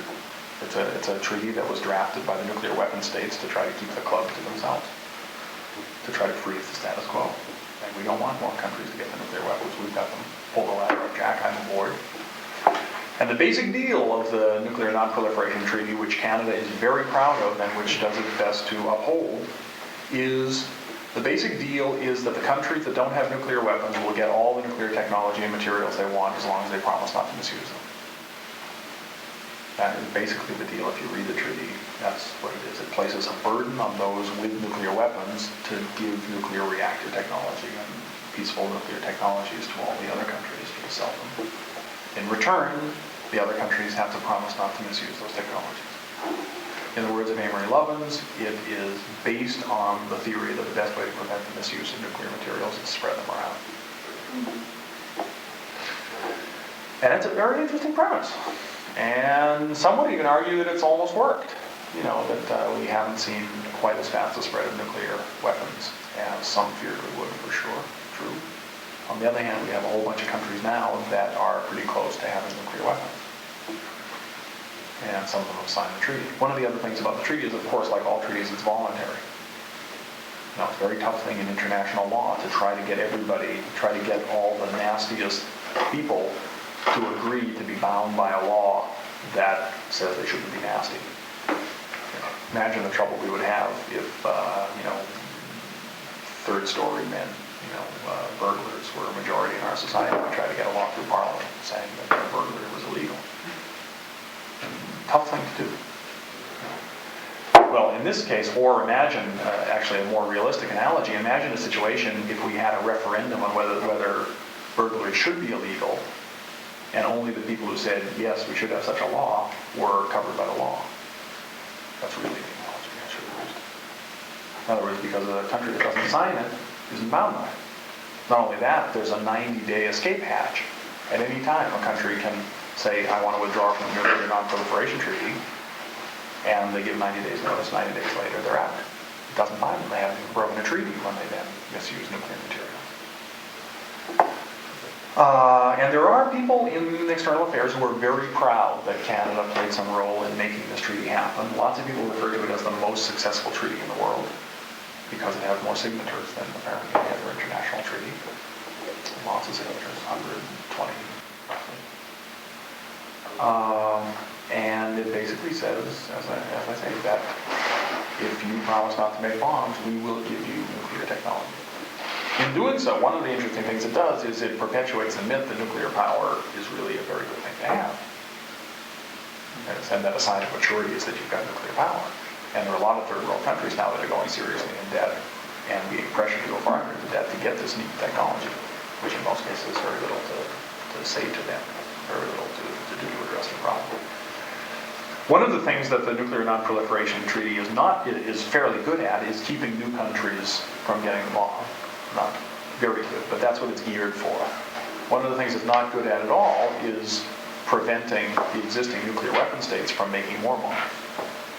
That was supposed to be part of the bargain too. There's an Article 6 of the treaty that says the nuclear weapon states, for their part, will negotiate in good faith, blah, blah, blah, blah, blah, to disarm, to get rid of the nuclear weapon.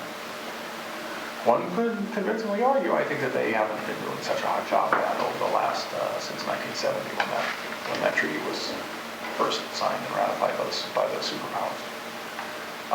Every 5 years, that treaty needs to be ratified again, and in 1995, I think it is, it's going to expire unless it's passed again. I was wondering, is Israel a signatory of the... No. I'm pretty sure they're not.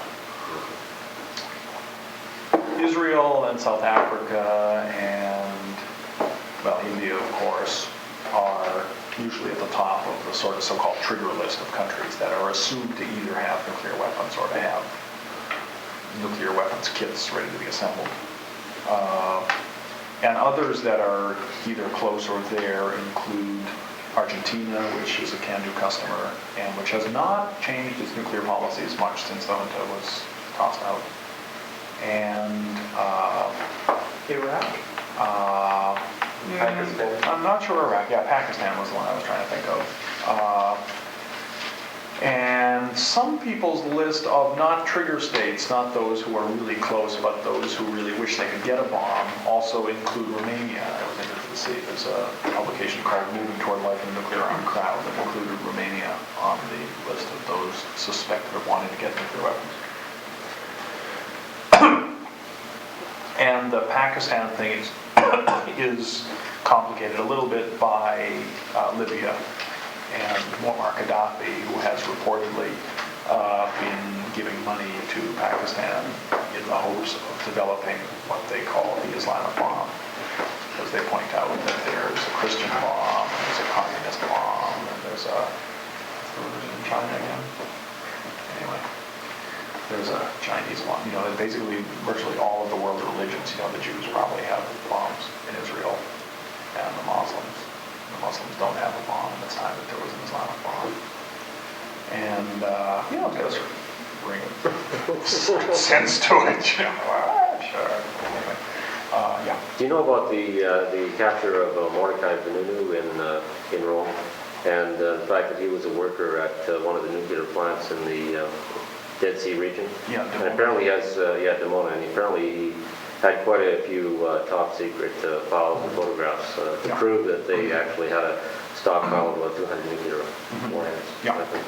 Yeah, it seems that Israel likely has a stockpile of a significant number of atom bombs, and they're certainly they're prosecuting him now. I think his trial just finished.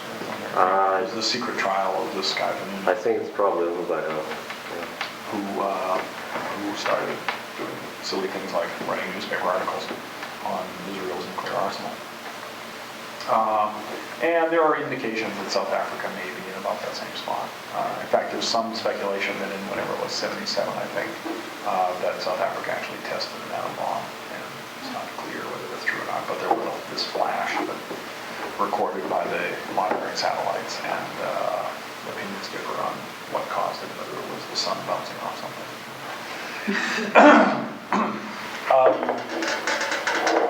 The CANDU reactor, being the descendant of the ZEEP, NRX, and NRU military production reactors, is unusually nice for making weapons-grade plutonium. I won't go into the technical reasons for that, but it's not surprising since it was a step-by-step evolution out of reactors that were designed in order to maximize their plutonium production.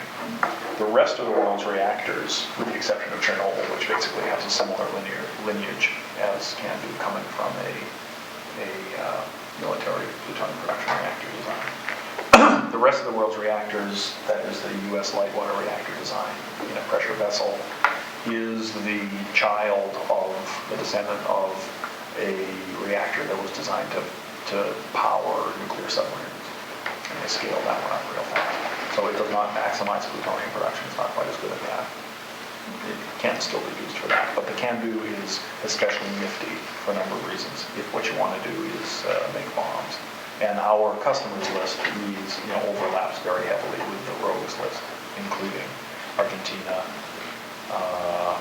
maybe Romania, likely South Korea, Taiwan, which will have one of our research reactors, another one like India. Who have I left out? India and Pakistan. That includes most of the less developed rogues. Uranium mining comes straight from, or at least uranium export comes straight from connections, because the uranium connection with weapons is kind of fascinating. Again, in Ottawa they have these concepts about non-proliferation that read a lot like Alice in Wonderland. They have ways of explaining how things are okay that most normal people would think are not okay. And in uranium mining, a lot of these come to the fore. You'll recall that most of the uranium we export is exported as uranium hexafluoride, which is the form in which foreign countries like it because it's the input to their enrichment facilities, the facilities that discriminate between uranium-235, the fissionable isotope, and uranium-238, the non-fissionable isotope, more or less non-fissionable. We export uranium hexafluoride, and it goes physically to countries that have enrichment facilities, because that's where it next has to be treated.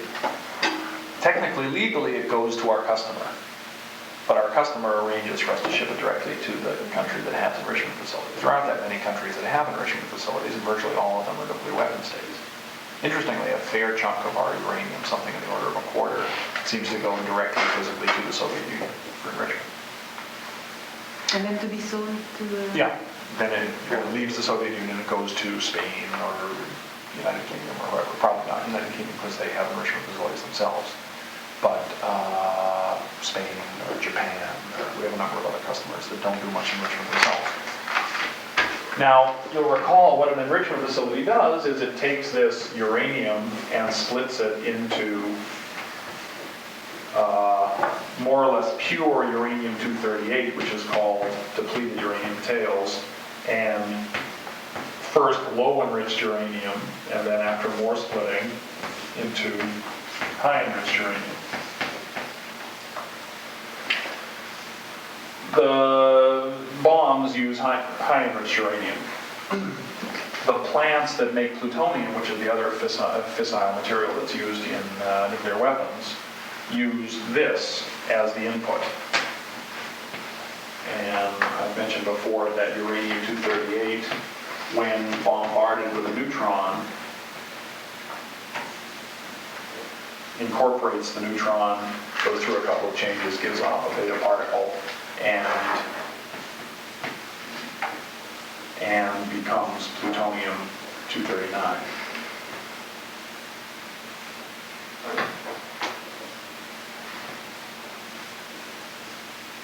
This is what happens in the 3 reactors at the Hanford, Georgia nuclear weapons. Sorry, this is what happens at Hanford in Washington State. It's also what happens at the Savannah River plant in Georgia at 3 military production reactors. At Hanford, this is all they do is make plutonium and steam, including in the N reactor, which has been the subject of some controversy because of its safety, its similarities to Chernobyl. And the other thing they do at the Savannah River, by the way, is lithium-6, semi-rare isotope of lithium, plus neutrons equals tritium. That's where they make tritium for the hydrogen bombs and the neutron bombs. By the way, Ontario Hydro, as I mentioned, wants to sell tritium to the United States, but not for them to use in their bombs. So don't worry. What's the other used part? Yeah, it has some, fusion research is one of the main ones they hope is going to take off. energy research. It makes things glow in the dark, like the exit signs on some planes, and they want to do things like illuminate airports with illumination. And they think that can be a growth field too. And relatively trivial quantities are used in medical research as a tracer in biomedical research, not in clinical analysis, not in testing whether you have something or not, but figuring out how drugs work and figuring out how biomedical machinery, mechanisms work. One of the interesting things is where the tails go, because some of them go in the nuclear weapon states, some of them go into these military production reactors, and others of them go, you remember if you were here this afternoon, our diagram of the hydrogen bomb, and some of them go into this part, the casing of the hydrogen bomb, where they like uranium-238. Because of these strategic uses of uranium-238, at least for the last several years, and maybe since the beginning, when we export uranium through the Soviet Union, we demand that they take the tails, the uranium-238, from their enrichment plant and ship it out of the Soviet Union. On the other hand, when we send uranium to the United Kingdom, France, or the United States, we say not to worry about the uranium-238, it's not strategic material. Let me see if I have this straight. Very interesting double standard. And there are a number of cases like this where the test of what is pure enough to exist, in terms of non-proliferation, when dealing with nuclear weapon states especially, depends a lot on what you can get away with. They find different definitions for different situations. Let me tell you briefly about 3 strategic nuclear exports from Canada, all of which are okay as far as Ottawa is concerned. One is uranium. Now in uranium, as I say, the tails in the United States are clearly dumped on the dump site at the enrichment plant, and the US military comes and scoops a bunch of them up and takes them off to these 2 military uses. They say, aha, not a problem, because first of all, there's lots of tails. There's no shortage. It wouldn't do any good if we told them we want them back. They would still have plenty to make the bombs. Okay? So from a practical point of view, we cancel the Cape nuclear arms race by taking back our uranium-238. So what's all the fuss about? Secondly, the United States has other sources of uranium than us. And they say, they're not taking all of the uranium tails, they're leaving enough behind. We could make believe, and we do make believe, that the stuff they're leaving behind includes all the Canadian stuff. And the stuff they took away to the bomb factory includes no Canadian stuff. Now, physically, we know that's not the case. We know that if you actually flagged the Saskatchewan and Ontario uranium atoms on their way out, and you open the bomb up and say, any flags in here, you'd find lots of flags. We know that's the case. There'd be maple leaves all over the place. Okay. But we don't flag them, we sort of reflag them. And they say, be reasonable. This is like, otherwise, to worry about flags would be like me going into your wallet and saying, do you know that $1 bill used to belong to Conrad Black? What are you doing with $1 bill that used to belong to Conrad Black? And the answer is, well, I got it from the bank. It's mine. It came out of my account. It didn't come out of your account. It came out of Conrad Black's pocket. We don't care which $1 bills are which with money. It's fungible. Well, we have to apply the same standard of fungibility. One uranium atom is as good as another. It doesn't matter where it came from. What matters is if you have the right amount of them. So we do bookkeeping on uranium the way they do bookkeeping on dollars in the bank. I want $500, I don't care whose they are. They're really mine. I don't care whose they used to be. One's as good as another. Give me bills, but I want the right amount, okay? So they say you have to take that attitude toward uranium as well. So they're interchangeable. We can take one barrel of uranium tails, and we can make believe that it's the Canadian barrel, okay? And stop feeling so attached to the atoms that started out in Saskatchewan or started out maybe in BC someday, I don't know. Yes, sir. I wonder why isn't that the uranium tails, why doesn't that come under the non-proliferation treaty? It does. It does. Yeah. Well, you see, the Non-Proliferation Treaty does not say that nuclear weapon states can't build bombs. It says they have to negotiate in good faith to get rid of them someday. Oh, I Meanwhile, thought they it said bombs. that they couldn't use the, There's a Canada-U.S. agreement, actually, that says nuclear material exported from Canada to the United States must not be used in their weapons program. Yeah, well, that seems to say, but you see, but they didn't use our tails, because there's a tailings pile behind that might as well be ours, you see. And it's like saying my money shouldn't be used for, anyway. Don't ask me, I'm just telling you the way they do it. no, the way I understood that It gets worse. was that the facility, if it's being used to enrich uranium for the nuclear power industry, that those tails couldn't be used to make bombs, regardless of... Never. No. Neither the Canada-U.S. agreement, nor Ottawa, nor the Non-Proliferation Treaty demands a separation of civilian and military facilities in nuclear weapon states. Nope, it doesn't. Nor is there a separation. In the United Kingdom, they've got great problems with that, with Euratom, which is the grouping of European nuclear states, including France and the United Kingdom, the two nuclear weapon states in Western Europe. And the problem is that Euratom is supposed to be able to they have their own internal agreements, and they're supposed to be able to inspect the places where Euratom uranium goes. Euratom uranium mostly comes from Canada, by the way. That's how we export to France and the United Kingdom, is through this European Atomic Agency. Well, the problem is that a lot of the civilian enrichment in the United Kingdom happens in a plant that also does military enrichment, and they won't let the inspectors in. So, as the head of the Nuclear Division of External Affairs told me a couple of years ago in public, he said, you have to get used to living with nuclear weapon states and doing business with nuclear weapon states. So they actually said, get used to the realities of dealing with nuclear weapon states. And our bureaucrats in Ottawa have gotten used to it. And our nuclear industry has gotten used to it. Case number one, as I said, uranium tails.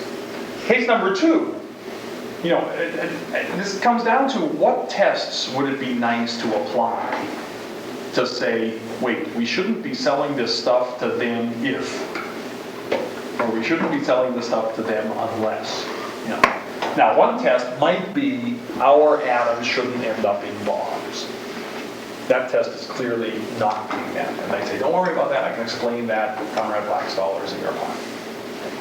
Test number two might be our uranium should not be making the furtherance of the nuclear arms race easier or cheaper.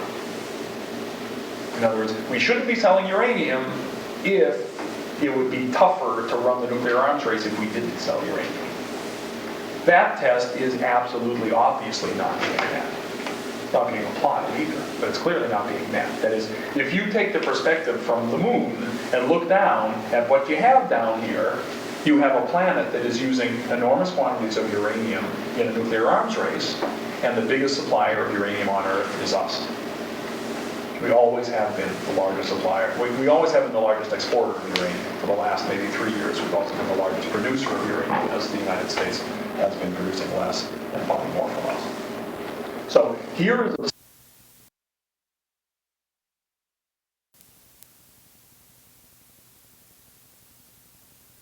the question is, what would be the impact in, say, the United States if we stopped selling them civilian uranium?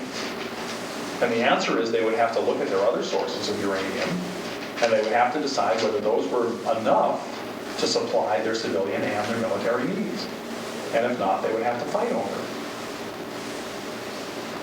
It's a situation where we are clearly letting them use their other sources of uranium, like Namibia, for military purposes, because Namibia doesn't put those restrictions on. there might not be enough Nubian uranium to supply military and civilian uses. And they might have to have a nice little fight. So the Chicago utilities would say, yeah, keeping the lights on in Chicago is more important than building 1,500 warheads this year instead of 1,400. Well, Canadian sales can keep them from having to have that fight. And can obviously make it cheaper when more supplier obviously cheapens the nuclear arms race by the same token.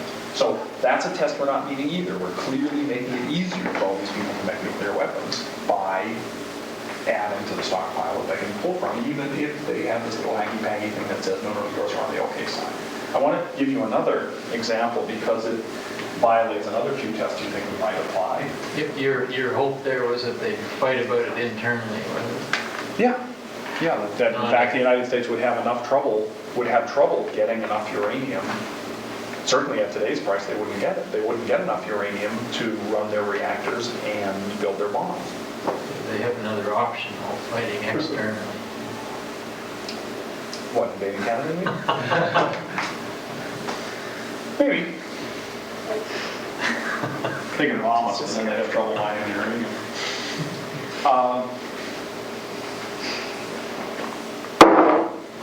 No, I believe that a sensible policy for the Canadian peace movement would be to say we should oppose uranium exports to nuclear weapon states. And we don't have to come out yet against uranium mining, although it's a nasty business. We don't have to say all the Canada reactors have to shut down. We don't even have to say, think of what this means. This means that if you buy one of our reactors, we can supply you with uranium, as long as you're not in a nuclear weapon state. But if we have a rule, if we have a policy that says, sorry, we don't want to be complicit in the nuclear arms race, we don't like the nuclear arms race, we won't sell uranium to nuclear weapon states, and we won't let it be enriched in nuclear weapon states, it basically means we won't sell our uranium for enrichment. We'll sell it to our can-do customers. We won't sell, this could be an edge. Maybe ACL will like us. So we give it to Argentina. We give it to Argentina, yeah, until they test nuclear weapons and we cut them off. So they become a nuclear weapon state. But anyway, I think actually that would be, we should be discriminating against nuclear weapon states if we don't like the nuclear arms race. I think that makes perfect sense. And instead we're selling them the lifeblood of the nuclear arms race. We still run the military production reactors at Chalk River, NRX, and NRU. We've converted them a little bit since 1965, so they now run on high enriched uranium, on weapons grade uranium, 93% U-235. We get that, we don't enrich uranium, so we buy that from the US military. We buy that from the only producers of high enriched uranium. The US, they call it the Department of Energy, that's who makes all the bombs in the States, don't confuse by these names. The US DOE sells us the high enriched uranium. A bunch of us got concerned a little while ago that it seemed like a fairly tight relationship, and then we send the irradiated, the spent high enriched uranium back from Chalk River to the US. And we said, geez, sure, this isn't going to the nuclear arms race. Isn't there a Canada-US agreement that says we shouldn't be selling this to the military? Doesn't it go back into the US Department of Energy? So they said a whole bunch of different things to us. They said a bunch of different things to different people. The one thing they said in writing that I have, they sent to a peacenik near Montreal, and they said, first of all, when the stuff is in Canada, it's not really ours. We're just sort of renting it. It's really U.S.-owned stuff. We don't really take possession of it. We pay for it. Well, they didn't exactly explain who pays and what the contract is, but they basically said, it's running in our reactors, but it's owned by them. It's just a little, like the U.S. Embassy in Ottawa is really a little patch of U.S. soil. Well, there's this other little patch in Chalk River. Anyway, that was explanation number one. And therefore, we don't have the right not to give it back to them. Okay? Because it's really theirs.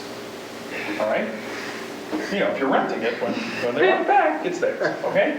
That was number one. Secondly, in terms of what physically happens to it, they said it gets re-enriched back into high-enriched uranium fuel for use in a number of places, including research reactors like ours back at Chalk River.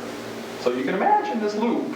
You know, the atoms might be mixing with other stuff that goes into nuclear submarines or somewhere else, but you can imagine that, you know, with the same fungibility, it's going back.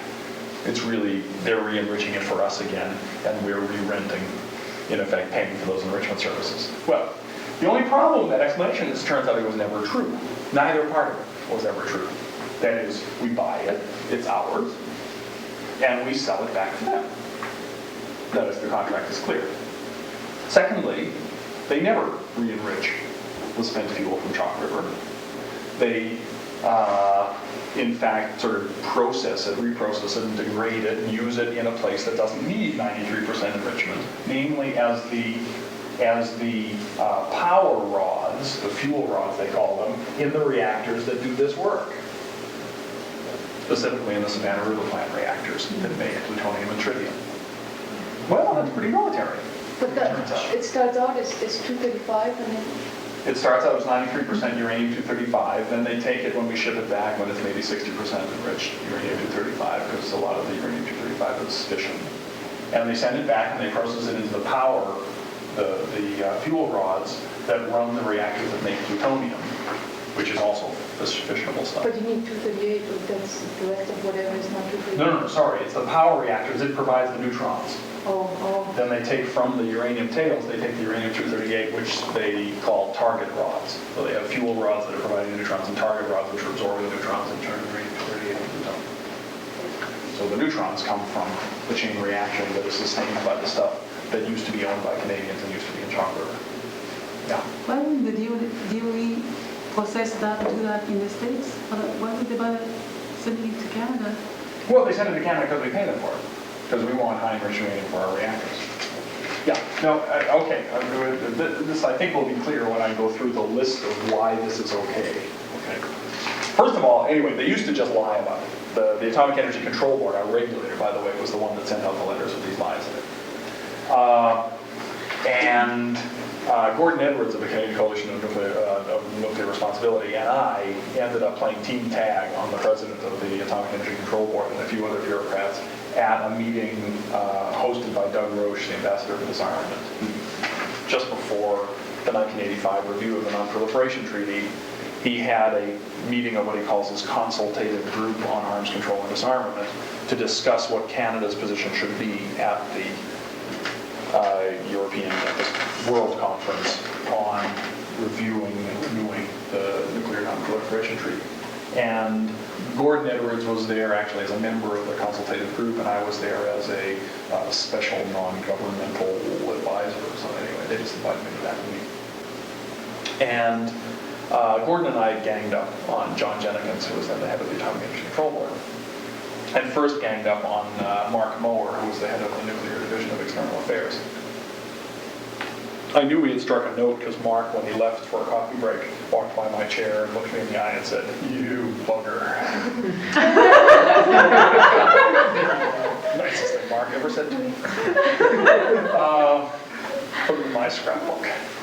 Anyway, what we did with John Jennings was, in fact, I guess maybe I did this. Anyway, Gordon brought up the letter, because Gordon first got the letter in which the control board said these two things. And by that meeting, Gordon and I had both gotten a report from the General Accounting Office that had like charts with arrows showing exactly where the spent fuel goes when it comes back from Canada. And it's clearly military, it never was re-enriched. And is clearly owned by Canada. You know, the contractual arrangement was in this U.S. General Accounting Office report as well. So Gordon mentioned that, that this was never true. And then I turned to John Jennings, the president of the control board, and because this was partly in the context of sort of, can you trust the United States assurances on various things. So as evidence, as part of the answer to that question, I said, well, tell me, Mr. Jennings, did the U.S. government lie to the Canadian government about where this stuff was going? Or was it just that they told the truth to the Canadian government, but the Canadian government, through your agency, Atomic Energy Control Board, lied to the Canadian public? But where did the lie start? Because this is important. We have to know whether we can trust U.S. assurances on other matters.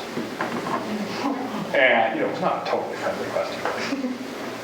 And he said, no, the U.S. government has never lied to us about, they've always told us exactly where the stuff is going and that it's being used for the for the fuel rods at Savannah River plant. That's always clear, and it's in the military program. And that he's sure if Hugh Spence, the head of public information of the Atomic Energy Control Board, misinformed anybody, it was inadvertent, and that he'd clear it up. Well, in fairness, something like a week later, I got a CC of a letter back to that original woman outside of Montreal somewhere from Hugh Spence saying, "Dear Mrs. Madam So-and-so, in my letter of 9 months ago, it has come to my attention that there are 2 serious misstatements of facts. Let me clear it up." And he did. He said, first of all, it is ours, and we sell it back.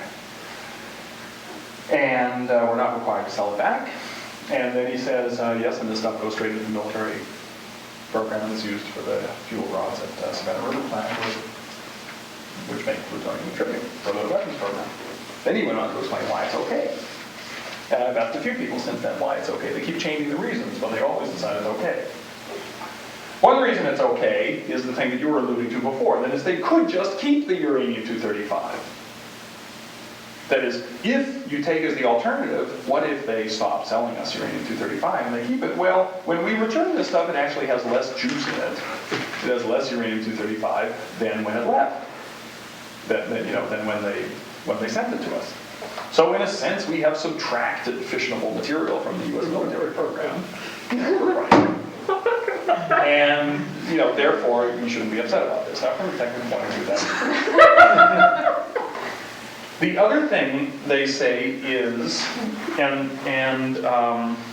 me see, this, the other thing they have brought up, and I think it was in this letter, is what they call the principle of substitution, which is that when we sell the spent fuel back to the United States, they set aside an equivalent amount of uranium-235 that comes up in the next load to us. And it's as if, again, Alice in Wonderland, it's as if the uranium-235 that went back to them is contained in the uranium-235 that they sent up to us. It's principle, it's substitutable, it's fungible. You shouldn't care which uranium-235 atom you have. So the fact that the stuff that we send down goes straight on the truck into the weapons factory does not really mean that it went straight in the truck, because there was another truck somewhere else that might have had it on it, even though those 2 trucks were never on the same highway at the same time. But, Yeah? just for a question, but they wouldn't need Canada. I mean, because they concentrated to 93%, but they could just concentrate it to 60% and just use it in their own, but they wouldn't have to. Yeah, that's right. We are not an essential part. No, I think we just are involved. I mean, we're buying and selling stuff for the U.S. bomb makers. That's part of getting used to life with nuclear weapon states. No, I'm not suggesting that the nuclear arms race or the U.S. bomb program would grind to a halt if Chalk River closed down. But by the way, the option that they talked about was what if we didn't buy or sell, but one other option is what if we bought and then disposed of the stuff. We have a right to do that too. That is, just as we have the choice of whether we sell them uranium, we have the choice of whether we sell them irradiated, spent high-enriched uranium fuel. Those are separable decisions. If we've got this stuff, it's of use to their military, and we're too high principled to sell them stuff that they're going to use in their weapons program, we can say no. So, we do have a choice in that, and we're not saying no. And that's interesting, but they're not treating that as a decision that we might make. They have a third reason, and the third reason is apparently the legal one. They said, no, the other ones, we just say the other ones in order to try to explain to people and make it clear. The principle, because I asked them, can you give me a definition of the principle of substitution? Because I want to see what that is. Because we have another problem shaping up, which is the export of tritium. This stuff, which is half of the hydrogen in the hydrogen bomb. Ontario Hydro wants to sell that. Well, right now, there is the civilian tritium use in the United States is all supplied by the U.S. military. And there are a number of indications that they are seriously hurting for the capacity that makes tritium and plutonium. That is, these reactors at Savannah River plant have been half shut down. They've been throttled down to 50%. And with them, their output of plutonium and tritium. In addition, the Hanford reactor, as you know, has been shut down for the last 5-6 months. And who knows, if we're lucky, may not start up again. So tritium and plutonium production of special nuclear materials in the United States is way down. They are not making this year's quota. They are not likely to make next year's quota. We can help, because we can take over the civilian customers of tritium. If all we do is take over the civilian customers of tritium, we will make it a little bit easier for them to meet their quotas. We'll make them a little bit closer. Well, I wanted to know how this principle of substitutability works, and if it says, well, you draw a box around the military, and as long as you're taking stuff out, it's okay, but if you're helping them leave stuff in, or if you're putting stuff in, then it's no good, then I want to see if it's a double-edged sword, or if it's just something that permits activities, if it, permits but never prohibits. Because that's how most of these funny definitions work, is they seem to be called into effect to explain why a sale is okay, but they're never called into effect to explain why a sale is not okay. Well, most definitions, they say in this case yes, in that case no. A real definition, you can take it to the bank, you can do something with it. So I said, let me see this on paper. Turns out they couldn't find, in all their documents, they could not find the definition of the principle of substitution. And then they explained to me the reason they couldn't find this. This is serious behind the looking glass, down the rabbit hole stuff I'm talking about. I said, well, the reason we can't find it is that's not really the principle involved anyway.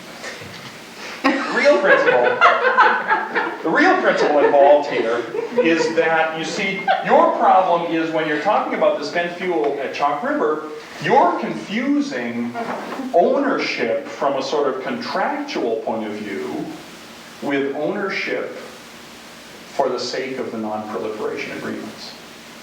You see, when it's in Canada, we own it in the sense that we paid money for it and it's ours and we can do anything with it if we want. But it's not ours in the sense that when we're selling it to the United States, we're exporting it. I swear. This is the explanation.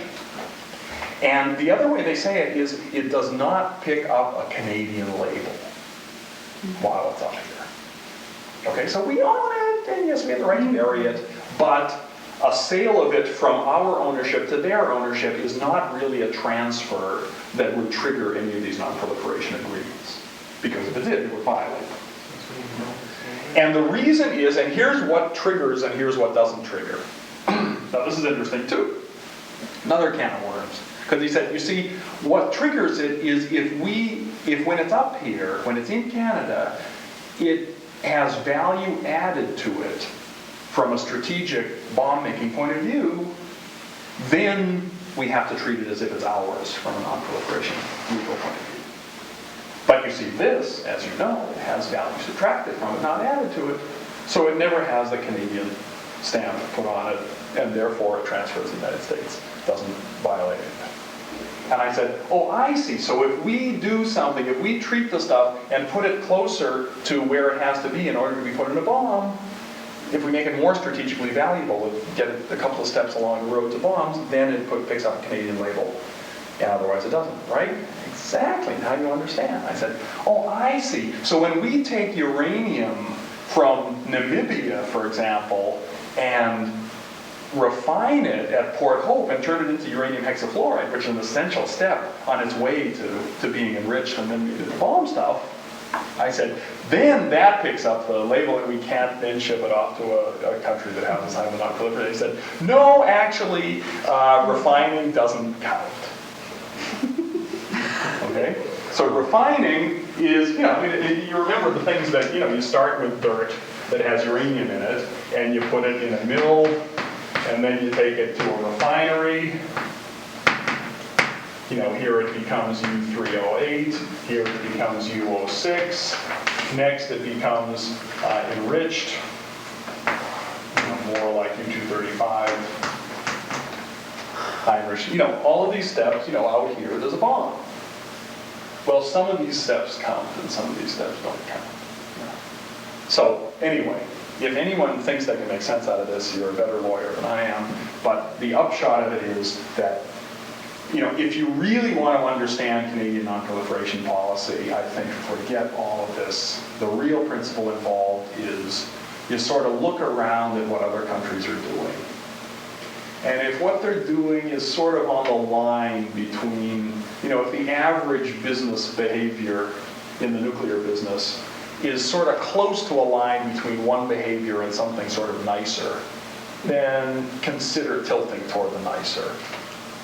But if you're sort of in the middle of a category, then just go with business as usual, and it'll be okay. And justify it any damn way you can, and make up gobbledygook as you go along. And if you can find something in International Atomic Energy Agency documents that justify it, and use it. And if you can't, make something up. Anyway, we skipped the most important one. Okay. You just need to get formal.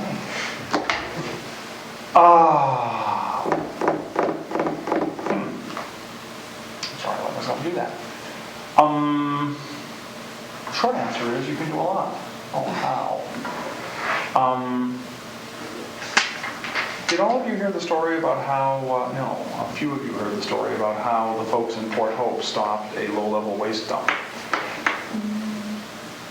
Robert Sculthorpe and his brothers stopped Eldorado Nuclear Limited from building a low-level waste dump in Port Hope. They, in the last federal election, Bob Sculthorpe's brother, I think it was, had written a letter to Brian Mulroney saying there's some talk that Eldorado should bury its waste near Port Hope. Will you promise us, as a candidate for federal prime minister, that you won't permit that? And Brian Mulroney sent back a letter saying that these radioactive waste, which last for tens of thousands of years, should never be buried anywhere near Lake Ontario, out of which how many million Canadians drink, and nor should they be buried near prime agricultural land. Port Hope is both of those things. Candidate Mulroney became Prime Minister Mulroney, and Eldorado went ahead, chose 3 candidate sites, all of them near Port Hope, where the wastes are generated. And the federal government was moving ahead and had already appointed an environmental assessment and review panel to hear this on its way to approval. Well, they could have rejected it. And they were about to have their first scoping session, I think, on the way to the panel, when people in the 3 sites had all organized. And at one of these meetings, Bob Sculthorpe pulled out a posterized version of this letter from candidate Brian Mulroney, saying, of course, a Mulroney government, should we have one, would never permit blah, blah, blah, blah, blah, blah, blah. Perfectly sensible letter. But it said, of course, that they would never permit exactly what was being proposed and what was going ahead. Within something like 2 days, the federal Minister of Mines, Gerald Merrithew, had announced that the process had ground to a halt. Within 2 days of that letter getting in front of TV cameras and in front of a Globe and Mail reporter, the process was dead, and instead they set up a task force to go back to square one, and as Merrithew said, we have to figure out how to make these decisions in a less confrontational way. Read less embarrassingly. They're glad they don't have another election for a couple of years. They are glad. I can tell you part of the story of how Fort Nelson got rid of its slowpoke reactor, but it was basically people power. But it included writing a lot of letters to, what's his name, the Federal Minister of Science? Who's the MP from that area? Ogilvy? Which? Frank Ogilvy? Yeah, Frank Ogilvy was involved in that, right? Yeah, maybe it was Frank Ogilvy. I don't know if it's Science now or someone else up on it. Anyway. One of the exciting things that's happening is the kind of stuff that Nelson is doing toward Hanford. That is, this reaching across the border stuff is dynamite. And Energy Pro was involved in a few of those too. There was an embarrassing letter from Joe Clark up on the board there, posted up on the wall, refusing to help you folks and Canadian government refusing to get involved in Hanford. You've got to nail them for that. You've got to raise the price for that. Do everything you can. Write to your own members of Parliament, write to Brian Mulroney, write more letters to Joe Clark, try to meet with him. External Affairs has been wimping out on every nuclear issue lately. It's probably important to go to other people too, like Marcel Mass, who at least likes to meet with people and likes to listen. He might or might not get involved. His nuclear bureaucrats are every bit as bad as Joe Clark's nuclear bureaucrats, and there's more of them. But If you Does get the year. does Atomic Energy come under? Yeah, Atomic Energy Canada Limited, Mass is responsible for the nuclear industry, basically. He's often referred to as the minister responsible for the nuclear industry. Atomic Energy Canada Limited and the Atomic Energy Control Board both report to the minister responsible for the nuclear industry. And indirectly, Eldorado reports through the Minister of Mines, but he's junior to Marcel Mass, the Minister of Energy, Mines and Resources. But you might get through to Mass. Try it. Try Mulroney. One of the things we're doing, and we haven't done much of this, we wrote to Joe Clark and said, "Dear Joe, there's these problems with the safety of 2 reactors on the south shore of Lake Erie. And there's been corruption, and there's been all sorts of safety problems that we can demonstrate. And we've got these whistleblowers in the States that a U.S. group has gotten us in touch with that are telling us the pipe clamps are installed backwards and a bunch of other important stuff. And quality control at General Electric. Recently, a lot of news has come out about that, but even before the news came out, we had some information about it. And he sent us back a letter a lot shorter than the letter he sent to you, saying we have full faith in the U.S. Nuclear Regulatory Commission to take all relevant information into account. Now, interestingly, there was a time when Joe Clark and External Affairs intervened against the U.S. nuclear industry, and it was over a waste issue. Might be relevant for some of the stuff that's going on in Hanford, might be relevant to you. I actually brought the damned articles, and they're in my damn suitcase. But what happened is the United States is siting a waste dump in the western U.S., and they also want to site a second nuclear waste dump for the high-level waste in eastern United States. And they chose a bunch of candidate sites, and many of them were near the Canadian border. Not surprisingly, they probably had a computer model that, like their maps, that showed it's all white space. you know, at the border, you go off the edge of the world, so you're not exposing anybody. No, we use the same maps, only they have white space on the south of the border. And we use similar computer models. No, so it's natural that the path of least resistance for a hazardous facility would be near the border. Because you only get half the risk yourself. Anyway, they had, one of these was in Vermont, right near the border with the eastern townships of Quebec. And there happened to be a bunch of people who were bright. They had a few lawyers. They, it was a fairly wealthy neighborhood. And they had a bunch of people who had time and who had some connections. They talked to their member of parliament. Their member of parliament set them up with a meeting with Joe Clark. They talked. And Clark started with a statement of strong formal protest, or a formal statement of strong protest, lodged formally with the U.S. State Department, expressing concern that they would consider waste disposal in watersheds or aquifers that cross the border. Pat Carney, who was then energy minister, got into the act and expressed strong concern to her counterparts. Joe Clark, and there was diplomatic stuff a couple of times. Anyway, the U.S., for a number of reasons, maybe including that, put the whole thing on hold. But what's interesting is that our government, at least mildly, went to bat on behalf of public health and safety in Canada when U.S. nuclear activity seemed threatened. Now, one of the things that was most interesting about that was, of course, the contradiction between Atomic Energy Canada Limited and ACB on the one hand, and Joe Clark and even Pat Carney on the other hand. In other words, they were taking action on behalf of Canadians because obviously there was a risk to Canadians by the burial of waste on the other side of the border. Meanwhile, Atomic Energy Canada Limited is telling us that there's no risk to the health and safety of Canadians by the burial of waste on our side of the border. That's the same federal government. Two parts of the same federal government are saying slightly different things. Now, one of these obviously makes a little more sense than the other, but that only made it worse as far as Atomic Energy Canada Limited was concerned, I'm sure. And some of the nuclear bureaucrats must have noticed this contradiction. I certainly noticed it. I even talked about it on national television. But anyway, for one reason or another, I hope it wasn't by embarrassing them in public, they are now totally laying off, not protecting the health and safety of Canadians, where the Great Lakes are threatened, where the Columbia River is threatened, where Indian stuff is threatened. The Hanford and reactor that threatens a whole bunch of land out here.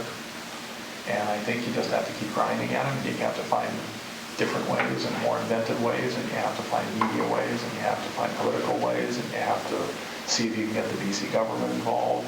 Good luck. You have to see if you can get other municipalities other than Hanford involved. If you have county governments, you got to work on them. Work on other ministers. We've got to raise the flame temperature on that, on that whipping out. We've got to convince our federal government that protecting the health and safety of Canadians is one of the things that they're supposed to do, and that these nuclear facilities on the other side of the border are not a non-issue, and not something they can duck. And we have all kinds of documentation on complicity between the U.S. regulator and the industry, especially on this question of GE reactor safety. Hanford is a disaster zone. I had an article, I still have it, the article from Science Magazine that a few of you got on some of the wastes leaching out of Hanford and into the Columbia River. Probably has a copy. And then there's the environment minister. Don't forget Tom McMillan. Tom McMillan is one of the best federal environment ministers we've ever had. Well, these are environmental issues. Don't try to duck it. Nail them. Keep coming back to them. Say, what do you mean you don't have jurisdiction? All we're asking is a few staff people to intervene in a hearing in the United States. And blah, blah, blah, you're telling us you don't have that?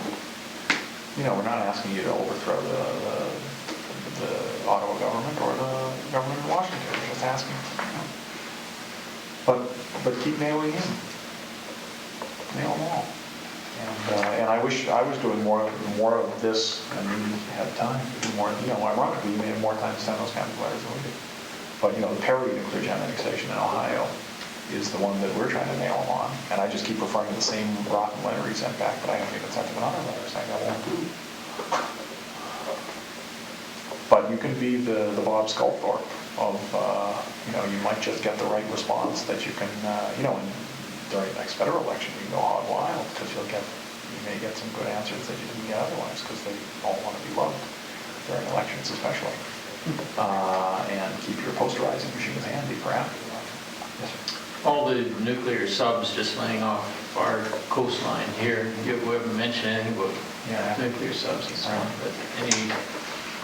Did they pump out what's kind of polluted radioactive? I don't know a lot about them. It's hard to find out a lot about them. The U.S. and others will publicize stories about Soviet nuclear reactor accidents, and there have been a bunch of those. And there are some indications, there have been some articles in the Globe and Mail and in some investigative journals in the States. I think Mother Jones may have printed one of them. On some indications that there have been problems with reactors in U.S. nuclear subs and high radiation readings right after an accident. And the things, according to one of the former employees, but the Navy denies it. So there's some of that, but it's tough to get information out. Rosalie Bertel seemed to imply that on film at first that there was no cladding or shielding or containment. Yeah. That the water that was used for cooling was just recirculated right into the ocean. Yeah, I think that's true. Well, I don't think seawater goes right over the fuel. It's not that, but it's at least 2 loops. Yeah, but I mean the stuff that's going into the ocean is comparable certainly to the stuff that's coming out of a reactor on the lake. The water is used in that same way as cooling water, and whatever emissions there are, of course, right into the ocean. Plus, they dispose of some of the stuff by sinking them in the ocean. Are they capable of a meltdown? Yeah, they're big enough to melt down. And lots of them? No, lots of submarines, I'm sure. Yeah, those quite a few. And of course, we want to get some ourselves in Canada. We want them, right? The other interesting thing is the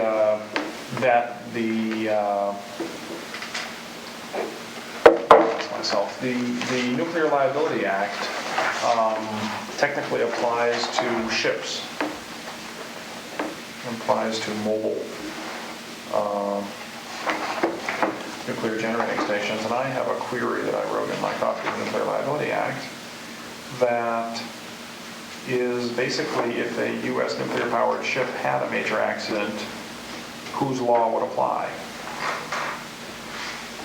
This is presumably more of a problem in Vancouver than it is here, but it might be close enough to care. And it's not clear whether they would pay us under the $75 million limit or whether they would pay us under the limit that's soon going to $7 billion US. And there's a wee bit of difference between $75 million Canadian and $7 billion US.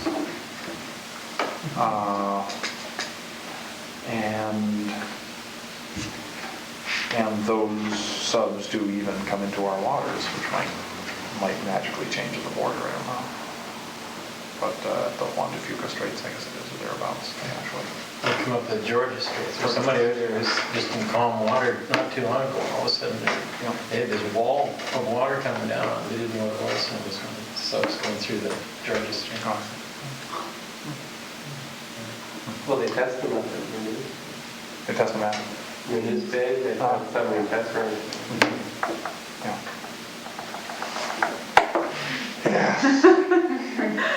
One last question. What happened to that inquiry that the government, the Maloney government was going to do into the nuclear industry? Scrap. Never done. Pat Carney was the first Minister of Energy. She apparently had no interest in it. Actually, it was an outrageous exchange between her and Energy Pro. First, Bill Blakey, soon after the election, said, I wrote an article that ran in a bunch of newspapers saying Tories pledged to full nuclear inquiry, Toronto Star with a big photo of Brian Mulroney into it. And I just quoted from their policy, because when we had done this Bob Sculthorpe thing, and we wrote to, not directly to Mulroney, which would have been smarter, but we wrote to our local candidate, who was David Crombie, and said, is your party, what would your party do about the nuclear industry if election? Are you still in favor of a nuclear inquiry?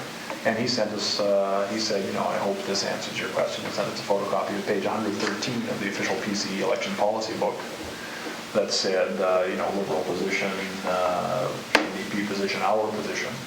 And our position was we favor a complete inquiry into the nuclear industry, blah, blah, blah. It was quite clear. And so it was, basically on that basis that I wrote this, gosh, I wish it's true. I hope they mean it. Maybe if enough people assume they mean it, we can trick them into thinking they meant it. Article. And I think soon after that article, just after that article came out, Bill Blakey asked a question for Pat Carney. And Bill Blakey, NDP environment critic from Winnipeg. And he said, you're pledged to this, have you started going on it, or are you still pledged, or whatever?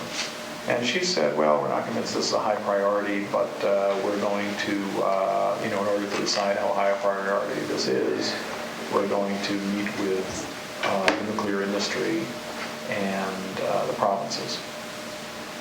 Well, the provinces, the nuclear industry obviously is going to want an inquiry, that's no secret. The provinces are either uranium mining and nuclear energy provinces, or they're not. And you can't really expect, it would be nice if BC would come in there and say, God, maybe next time they will, and say, do you realize that BC is closer to the, reactors at Bruce than Lapland is to Chernobyl? Which I think is true, it's close. But not realistic. So, those provinces that care enough to respond to a questionnaire are the ones that like the nuclear industry, the ones that like the nuclear industry don't want to see an inquiry. So anyway, so it didn't take her long. We wrote to her instantly and said, listen, this idea for nuclear inquiry arose in groups like us, Canadian Coalition for Nuclear Responsibility and Energy Pro, we think you might have consulted us too. And she wrote back and said, no, as I said, I don't think it'll be enough to consult with the industry and the provinces. So did the NDP start their own inquiry? Yeah, NDP had a little inquiry. They had a roadshow that probably came out here, and Ian Waddell and Bill Blakey were the co-chairs of it, and we testified to it, and a whole bunch of people testified to it. We had some, Energy Pro had brought 3 reindeer herders from Lapland into Ontario for a speaking tour to explain their experience. And one of them testified to the NDP inquiry. Better than nothing.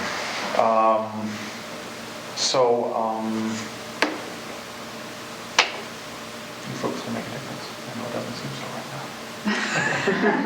I think it's very important to, raise public awareness on this too.